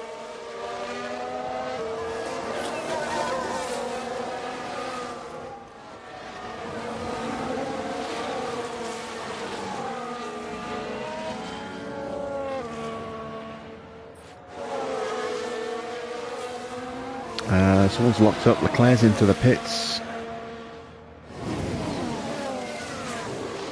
Seems to have been a lockup. Latifi's locked up, and Perez is staying out. Damn it! And he's now in DRS range, so we're going to have to pull over for him.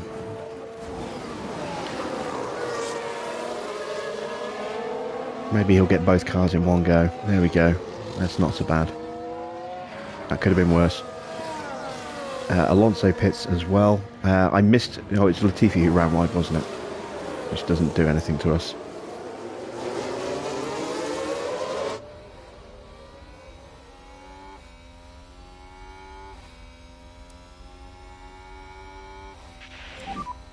We're not okay on fuel. We're fine on fuel. Vesti's got plenty of fuel to spare. Drogovic is almost fine. Magnussen finally pits. He's too far ahead for us to do anything to him, I think. Which means Schumacher might be pitting in the next couple of laps.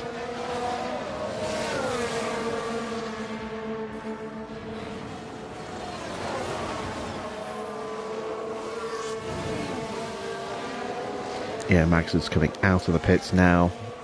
We're going to be close, but not close enough. And with those mediums, he's just going to go off into the distance.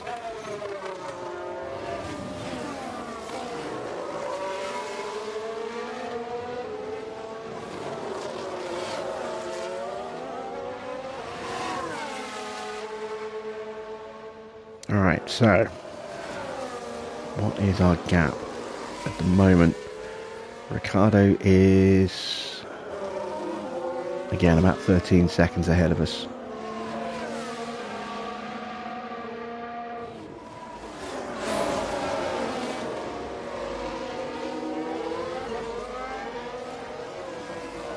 But at the very least, with our two drivers doing this and fighting each other like this, they are earning points which will be generated into experience at the end of the Grand Prix as Schumacher finally pits.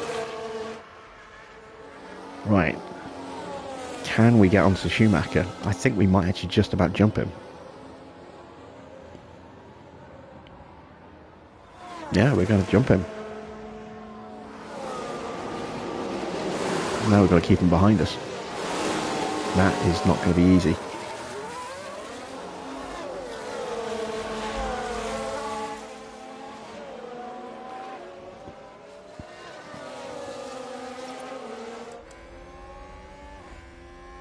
That's Albon right behind him.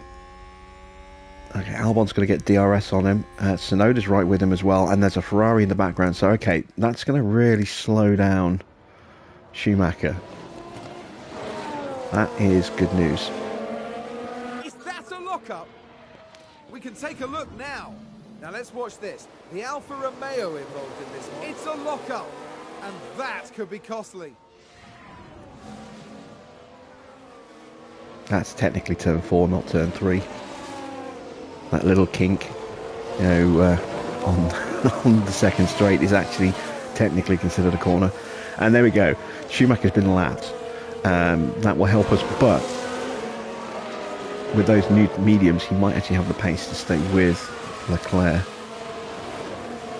I don't know, actually. I think he's been dropped already. That was really quick, if that's the case. Might just hang on. We want him to get dropped as quickly as possible because we don't want him being pulled along at Ferrari pace onto the back of us. He has been dropped. Excellent.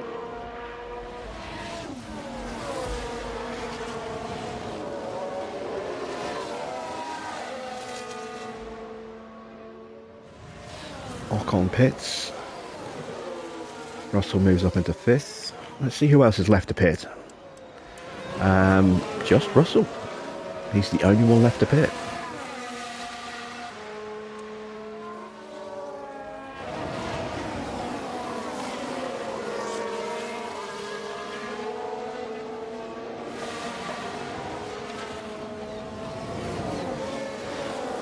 And you can see the cars that we're chasing in terms of Magnus and Bottas on those much fresher mediums are going to be way out of our pace range. Ricciardo and Zhou, if something happens and that closes the gap to them, then we can fight with them as long as we can stay with them.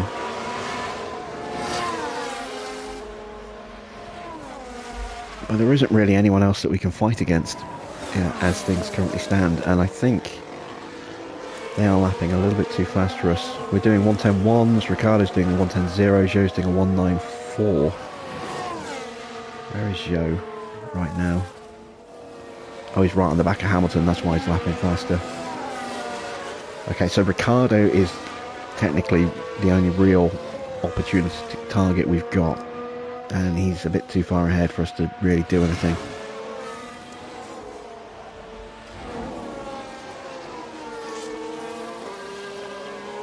We'll keep going. Like I said, a safety car can turn this race on its head.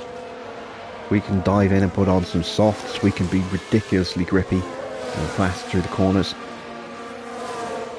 We can unlap ourselves.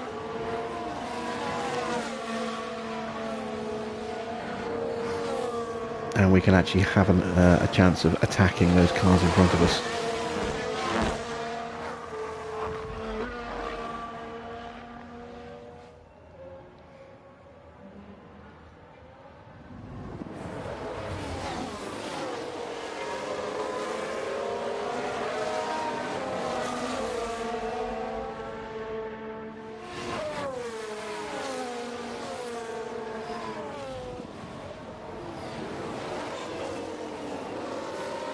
As there goes Leclerc.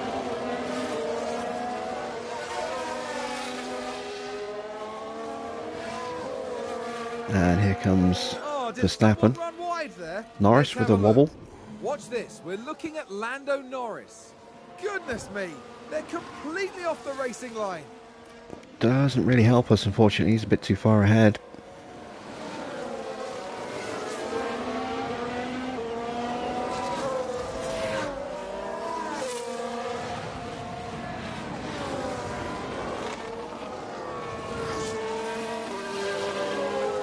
Got some bad news for you, Farah. Hamilton's in the points.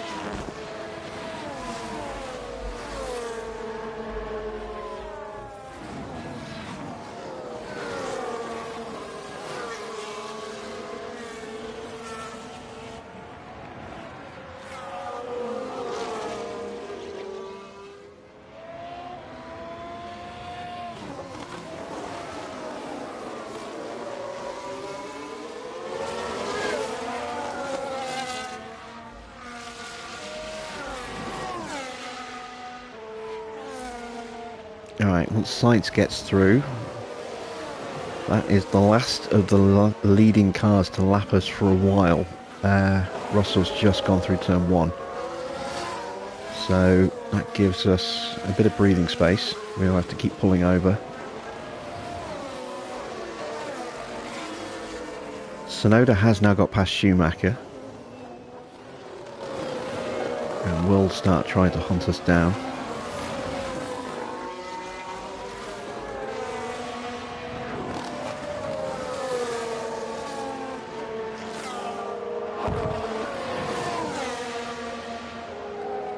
And every time we have to pull over to let one of these faster cars through, it just drops us further and further away from the cars in front of us.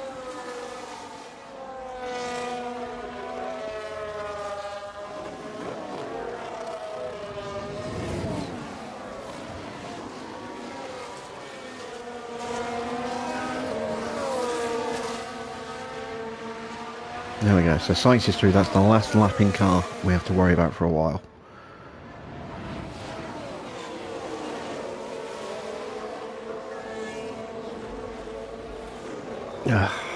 Drogovic lapped in a really awkward way there. Brought him to almost a complete standstill. Again, that's more time lost to the cars in front. I think someone's More time lost to the cars behind as well. Here's the replay. Now watch this. Lewis Hamilton involved in this one. They've gone wide. They won't be happy about that. That will cost Hamilton maybe a second.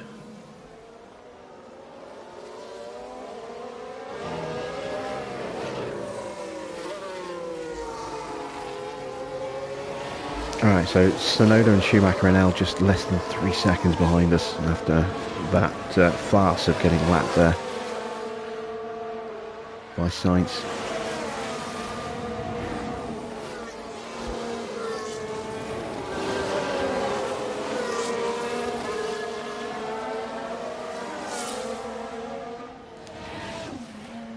Both drivers have more than enough fuel now to get to the end of the race. Russell finally pits from 5th, so we don't have to worry about Russell lapping us. He might be going on to softs. He is. Ooh, he's going to be quick.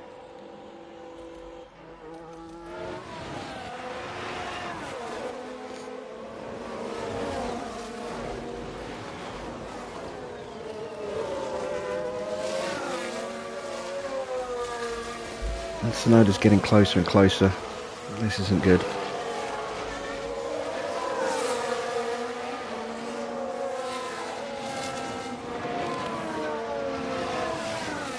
I'm in two minds here as to what to do. I might just turn the engines down and just poople around till the end of the Grand Prix. I'm tempted to throw on a set of softs and just go for it, see what I can do on some soft tyres.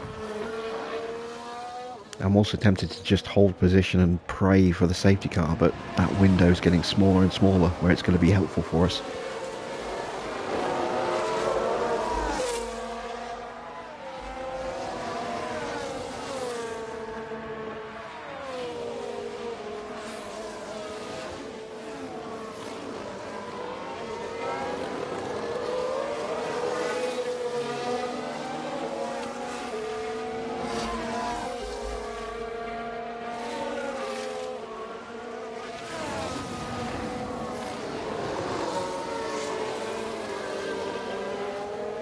Oh, there goes Schumacher in the background.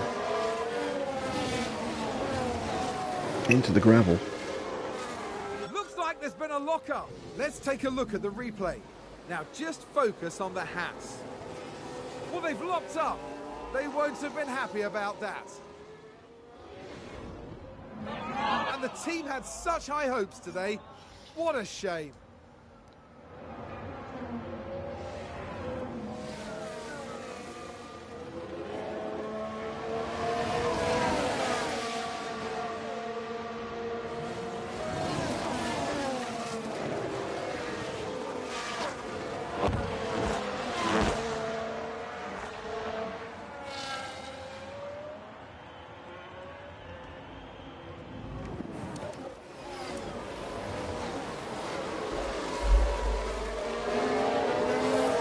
Okay, we did a second faster than Magnussen, and I've just realised it's because he got lapped, and he's about to get lapped again. Yeah, there we go. Verstappen's just got him now. So he's starting to feel that pain that we felt earlier, but that's still a big gap. 9 seconds. We're 20 seconds now off Ricardo.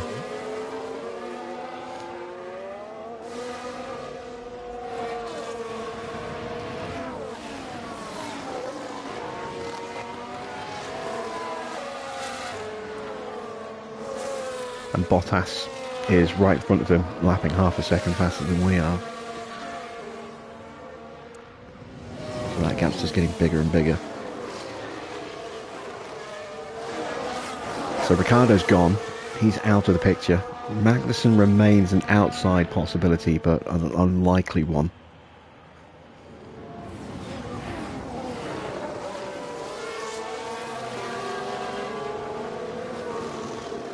I think 15th and 16th is it. And even that might be a struggle with Tsunoda. He's still gradually eking up to us.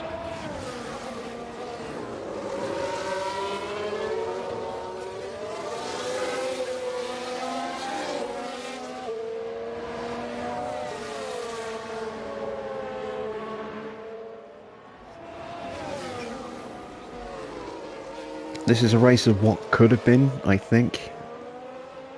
Getting dropped by that really weird braking earlier has really hurt us. You know, it disrupted our car movement. It created a big gap which we were never able to recover. And we just fell further and further and further away from the cars that we could have hung on to the back of.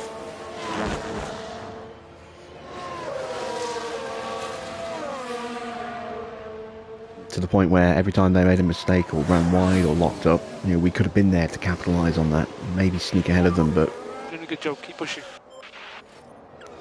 the lapping has been so bonkers and bizarre that we just haven't been able to recover from that. Gasly running wide now. What happened there? Now look at this. It's Pierre Gasly. Oh dear, dear, Yeah, dear. that'll cost him a little bit of time. At least we managed to get our drivers back together so that they can scrap amongst each other, try and earn some experience. But yeah, this is a race of what could have been had that weird braking glitch not happened and cost us effectively 3 seconds in one corner.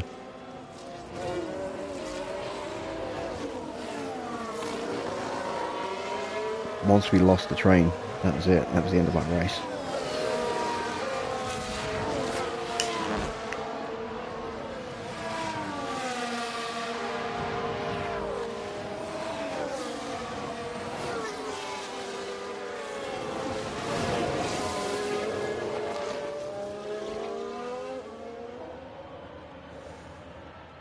It's now too late to pit for softs without a safety car.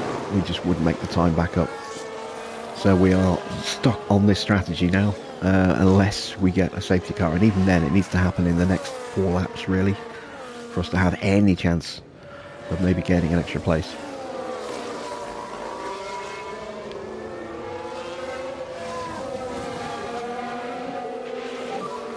We're not okay on fuel. Yeah, copy.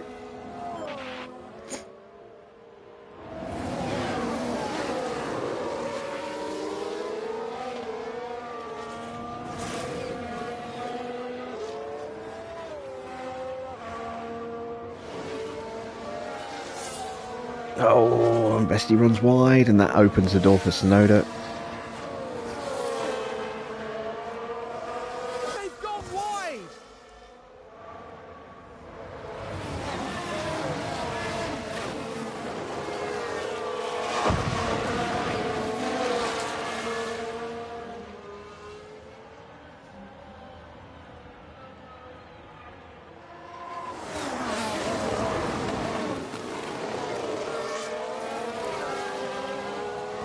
Alright, Tsunoda's tyres are falling away. Technically we have better tyres, but he's got a better car.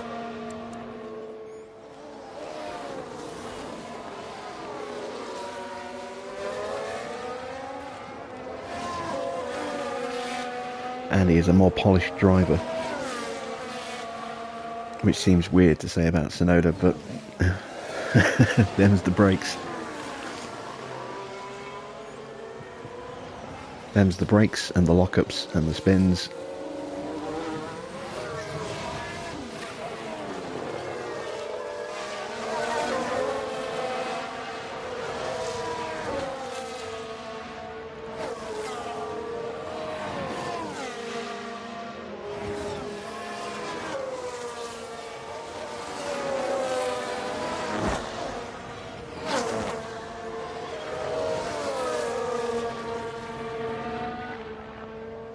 We just about reached the point as well where Sonoda's tyres were falling away to the extent that he was only just about keeping pace with us. He wasn't gaining on us anymore. But now, I'm not going to be able to drop him.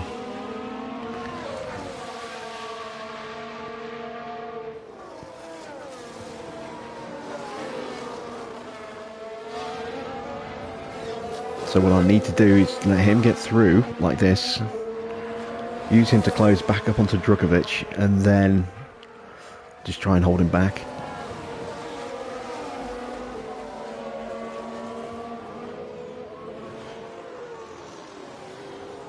Alpha Tower regained a place.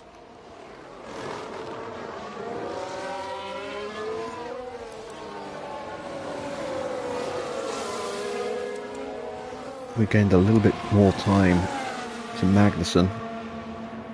Gap's 8.5 seconds. Still lapping slightly slower though. There's no more cars coming through to lap him.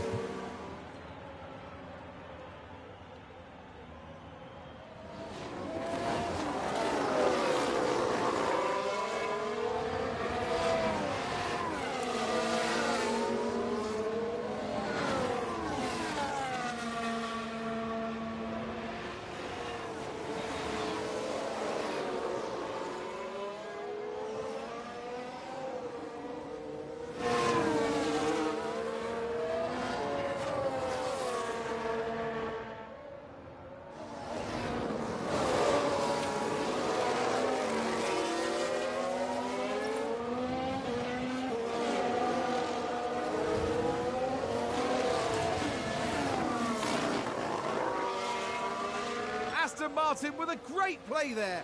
They've moved up a place.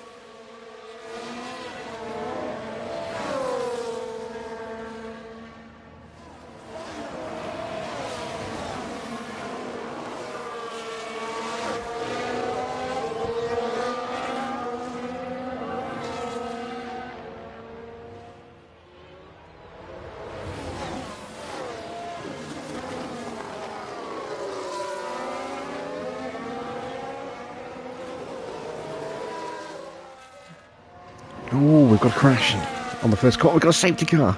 It's happened.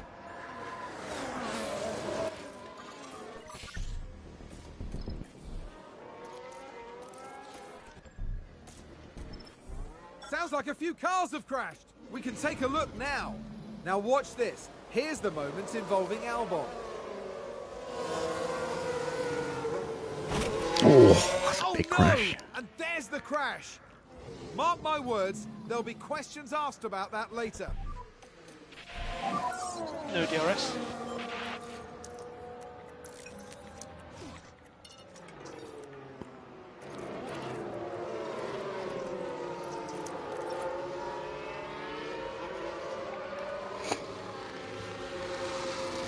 So, we will drop behind Sonoda, but we should come out ahead of Schumacher.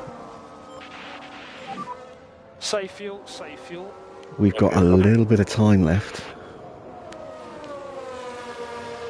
Now we need to make sure that Felipe can save enough fuel, because he's going to get to unlap himself to actually be able to do something. Copy. Oh, Sonoda's pitting as well. Interesting. So I'm entering the pit now. Copy. So use pit limiter, pit limiter. I wonder if anyone else is going to dive in. Obviously we know Schumacher's going to have to pit in. Albon's out completely.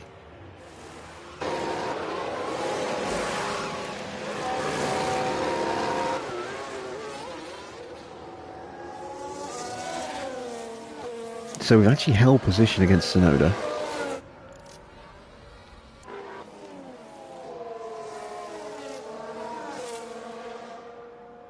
That Alpine being in the way is not a problem because there's enough time for us to get a chance to unlap ourselves. We're going to be way off the back of the starting train though.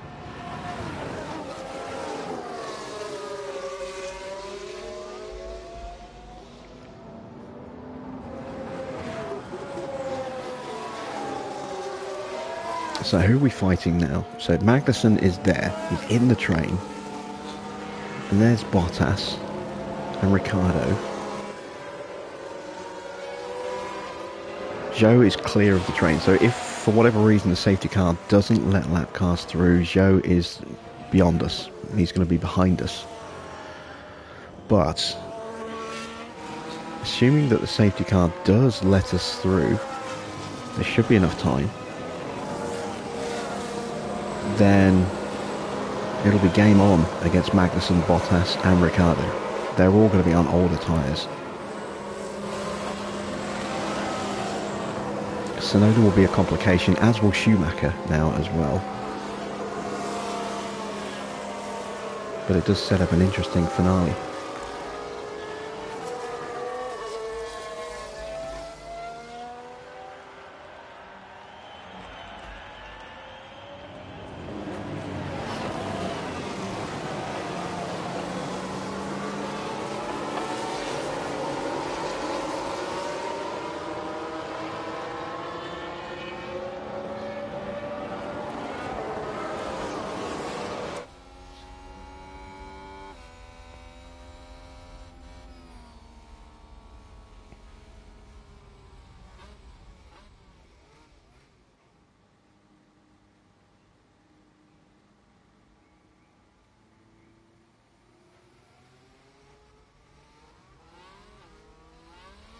There we go, we're getting the signal.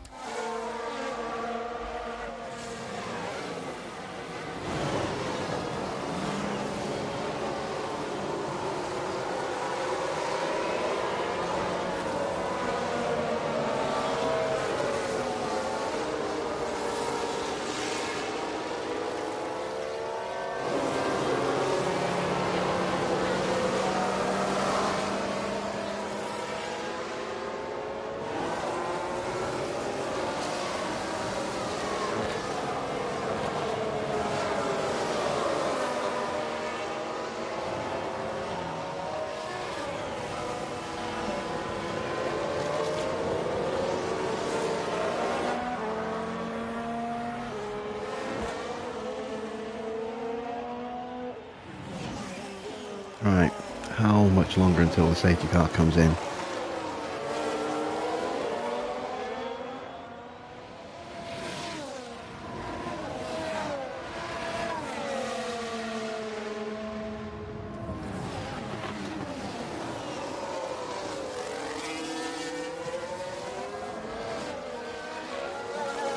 Ricciardo is the target. We're not going to catch up to the back of the train, I don't think.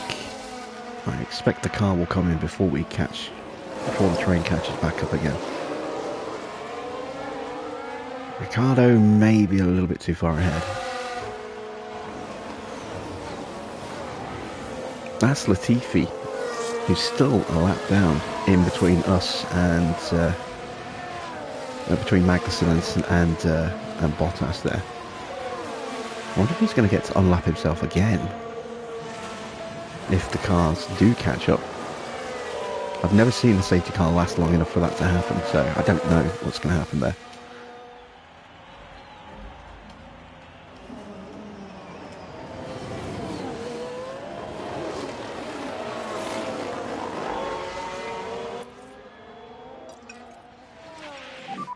Happy to push. Perfect. And obviously no overtaking until the control line. Copy. We can push more. Copy.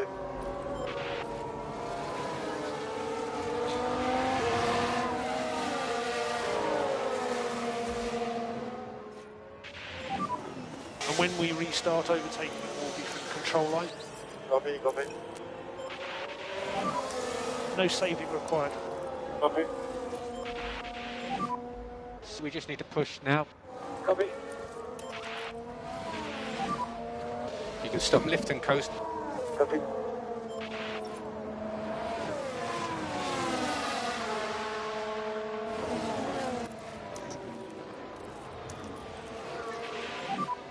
Use energy. Yeah, copy. Alright, let's get after Magnuson. 8 to go. We've got 8 laps.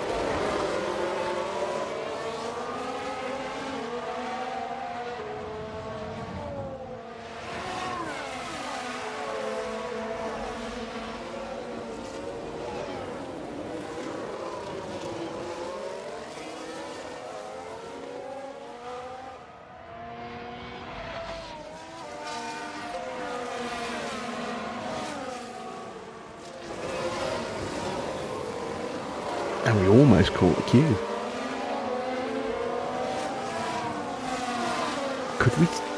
Could we realistically actually still be in with an outside chance of points here?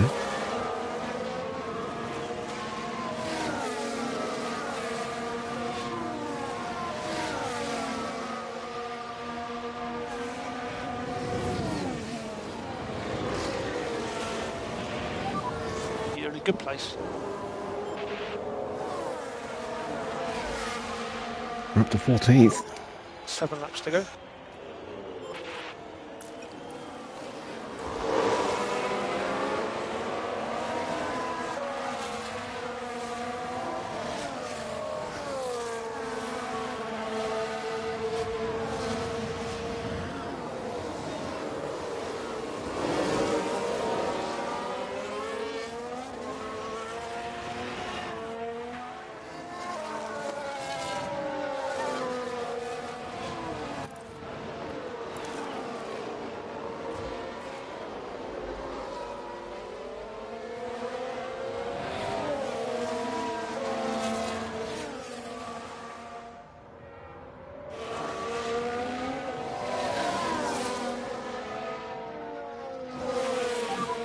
DRS is enabled. DRS is enabled.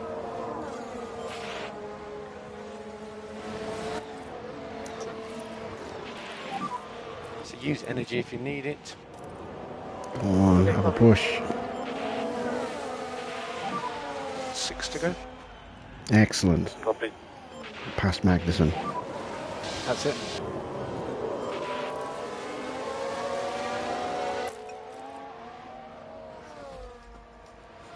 Looks like Aston Martin have just gained a race position.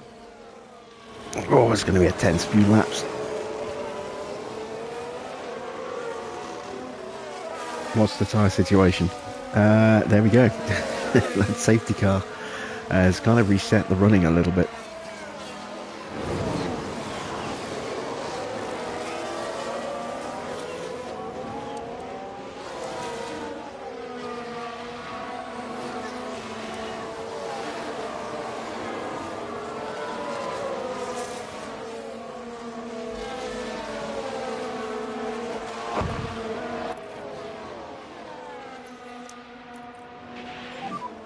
We just need to charge up.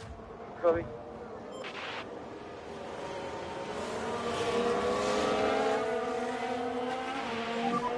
Five to go. Yes, I'm on fresh softs.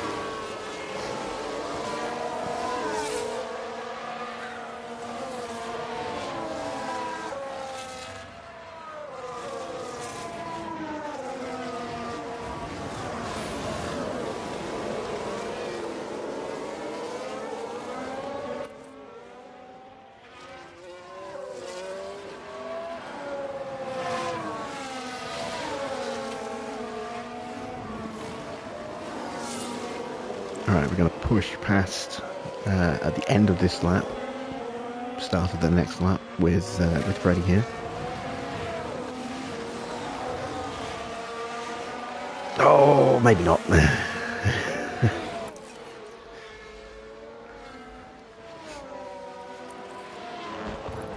at that! They've That run was clumsy. wide.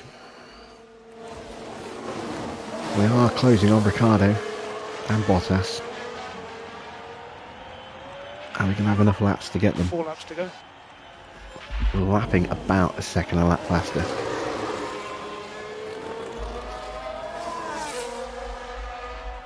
It's going to be really close. I think we might just, if they don't start gaining speed by overtaking each other, we might just catch the back of them before the end of the race. Oh, yellow flag. Doesn't help us. Sounds like we've had a spin. Oh no, it Let's does. take a closer look. Now let's watch this. The Alfa Romeo involved in this one. And yes, that's where they spin out. Yes, we're through against Bottas. And that was a...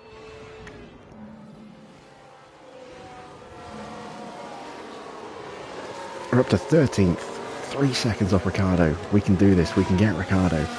Joe we can't. Joe's too far ahead. But Ricardo we can get.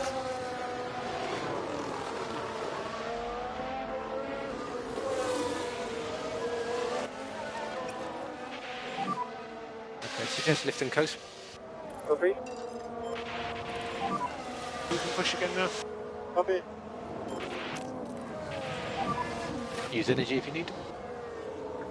Copy. Be 3 to go. We're going for it. Yep, copy. Full push. I rarely use this mode anymore. Oh, that's Tsunoda.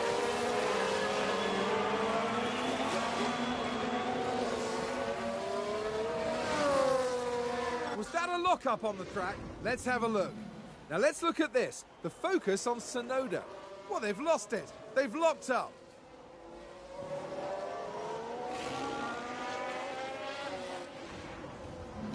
The team are devastated.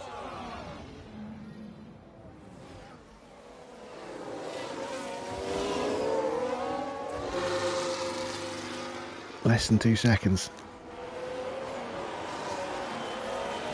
Might have to run the last half a lap on conserve.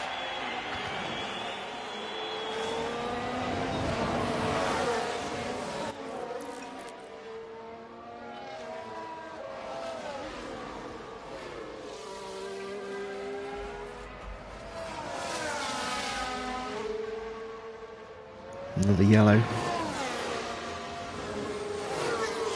Someone's run wide. Schumacher. Here's the That replay. takes the pressure Right, off of watch Freddie. This. There's Schumacher going wide like that. Oh, it's all coming up Aston.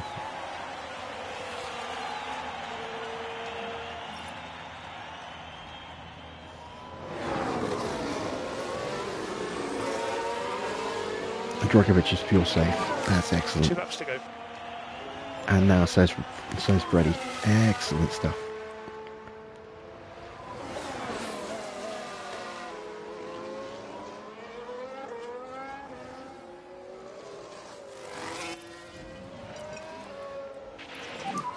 Yeah, take it easy. Copy. Pick up the pace a bit. Okay, copy.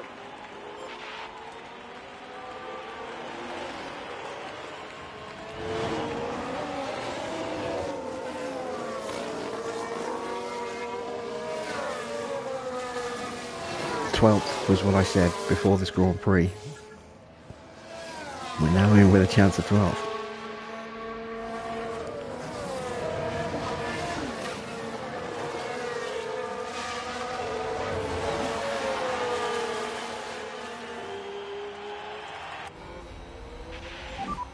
This will be our last lap.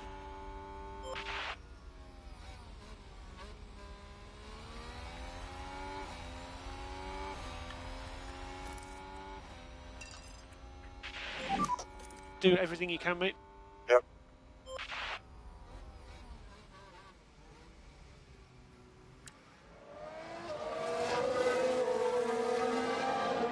There we go.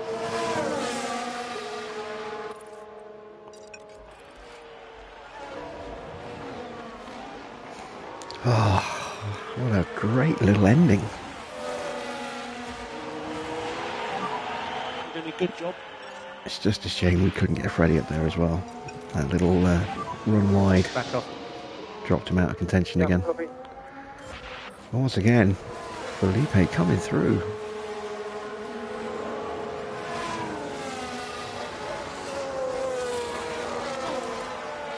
That's Ricardo's hard's just not a match for our Leclerc softs. is today's winner.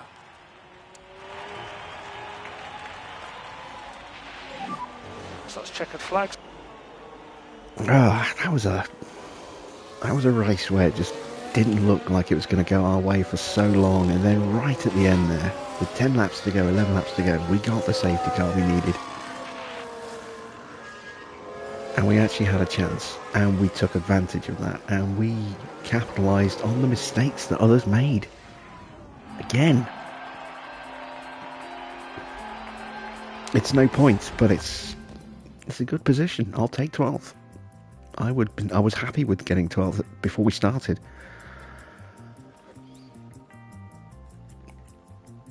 There we go. Lando gets a point. So McLaren do edge slightly away from us. Ricciardo doesn't score. Neither Haas scores. So into the constructors, you can see 2 points now, the gap to McLaren. If we have a quick look at the Drivers' Championship, another win for Leclerc. That's his 5th win of the season. That puts him 27 points clear now of Carlos Sainz. That's a complete win and fastest lap, plus an extra point ahead of his teammate. Max in 3rd closes the gap by 3 points, but is still 21 points off Sainz. A long way off the lead in the championship now. Perez actually closes the gap to his teammate as well. That gap is down just 9 points. Only 2 points for Hamilton in the end, but he did start way down the order. So for him to recover to 9th is a pretty good run for him. Alonso, decent result for him. Russell gets another 10 points. That actually moves him above Bottas, who again fails to score. He was on for some, potential for points, but too many mistakes. Good result for Ocon. Some good points for him there. Gasly gets more points for AlphaTauri. They are pulling further and further away from us. They are pretty much out of reach, I think, for us this season. But we are still in the hunt with McLaren. And that underfloor may be enough. That new underfloor we started last night might be enough to actually give us a little bit of an edge over McLaren at the end of the season.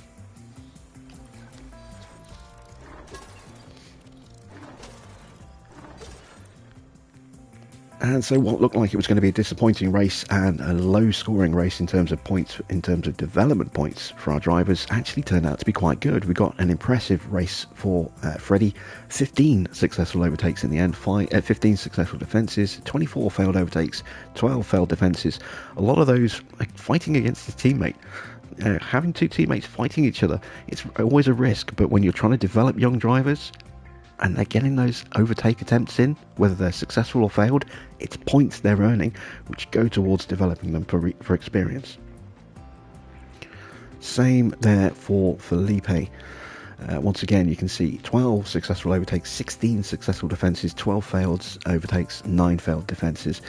So we get a good return of points from what was looking like quite a stale race for us.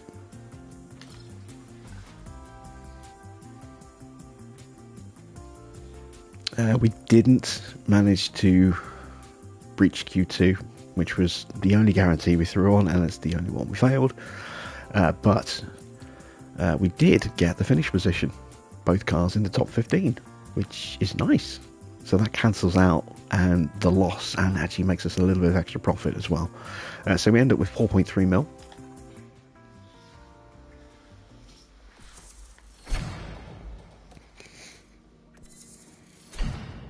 We get some spare parts. Our team hub is now finished on this upgrade. We've got one more upgrade to go on that.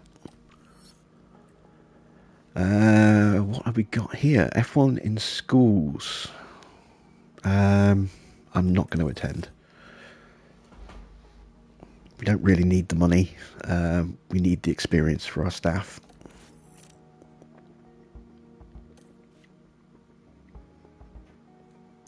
So medium speed cornering needs to be improved. Adaptability of Freddie Vesti needs to be improved. There's other things way ahead of adaptability that need to be improved.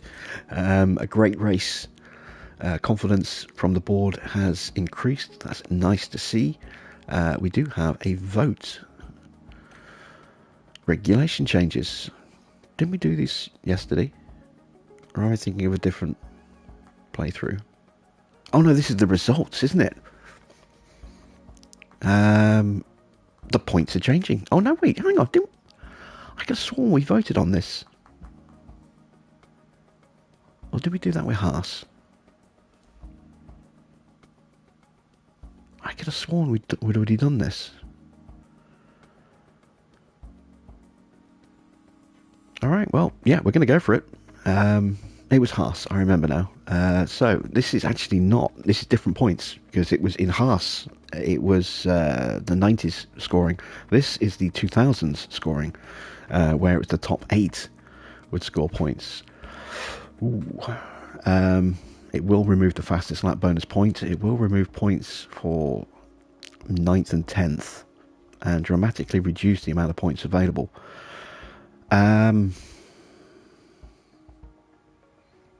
I don't know if I want to go for that, actually, given where we are on the grid. That might make getting points next season incredibly hard for us. So I'm going to vote against this rule change.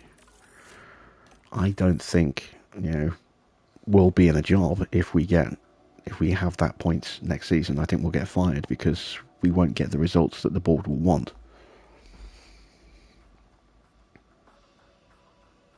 So I'm voting against it and keeping my fingers crossed. If we had a more competitive car or more experienced drivers, I would surely have voted for that, because I love the idea of going back to those 2000s points. But given our car, given our young drivers, their lack of experience, their lack of pace, that's a little bit too much. And I figure our demands next season might be slightly higher than they are this season. The board's tolerance might be slightly lower next season. And, being that much harder to score points when it's already really, really hard to score points for us, yeah, it's a little step too far, I think. We'll see what they offer next year, and then we'll consider that. Alright, there we go. We've caught up on our inbox. We've got 11 days until the French Grand Prix, and that is going to be a painful race. I know that for a fact. That's going to be Silverstone level pain. If we take a quick preview of the circuit, we have a couple of low-speed corners that we'll be good at. There's a lot of high-speed stuff here, which we're not good at. A lot of medium-speed stuff, which we're not good at. The DRS is very powerful here, which our car isn't very good at DRS. We are going to suffer in that Grand Prix, and tyre wear is quite high as well, so that limits us a little bit in terms of strategy options. You may remember our Season 2 Williams experience, where we went a little gung-ho with the tyres and we ended up melting them and ruining our race. We don't have that luxury of pushing at this circuit on a one-stop anyway, maybe with a two-stop, but yeah, that's going to be a painful race for us. This is going to be Silverstone kind of performance again, I think. So we're going to kind of write that one off, I think. But what do we have coming up after? We have Hungary. There's quite a bit of low speed in that one. We could do okay at Hungary. After that is Spa, which is going to be an absolute nightmare for us. 2 low speed corners. The rest of the circuit's pretty much going to kill us. Then we have Zandvoort. Again, that circuit's going to kill us. There's only one section on the entire track that's really going to help our car, and that's the end of the second DRS. Monza, we'll have to see. I think we've got our new floor coming for Monza, and our performance in those first 2 chicanes will help, and the new floor will hopefully help us everywhere else on the circuit. After that is Singapore, and that is a circuit I think we could do very well at. Strategically, the cars for the AI usually make very strange choices with their pit stops. They tend to run a very short stint on the soft tyres, even though the softs can go nearly half the race before you need to change them.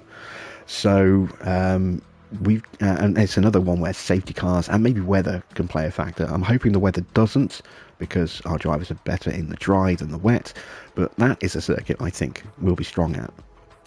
I think we could be looking at Baku kind of performance at Singapore. Then Suzuka, again, this is another circuit that's going to hurt us really badly. And then we go to Kota after that. Mixed bag, Kota. There'll be parts where we'll be good, there'll be parts where we'll be rubbish. We'll see. Obviously, we'll have other upgrades by this point, potentially, and we'll certainly have that new floor on by now. Mexico, again, maybe. There's a lot of low-speed stuff there, a lot of flat-out sections. If we can reduce the drag on the car enough, maybe we can be good there. Sao Paulo, again, we'll be strong in the infield, but everywhere else we're going to struggle. And then the season finale of Abu Dhabi, yeah, not going to be a great circuit for us either. So we haven't got a lot of opportunities left where we can really, or coming up, where we can try and get more points. Maybe Sao Paulo, maybe Mexico, maybe Kota. Definitely Singapore is probably our best chance in the rest of the season. Maybe Hungary. Beyond that, I can't see us getting any more points without some amazing stuff happening in the background. So yeah, that's kind of where we are sitting as we reach the halfway point of the season.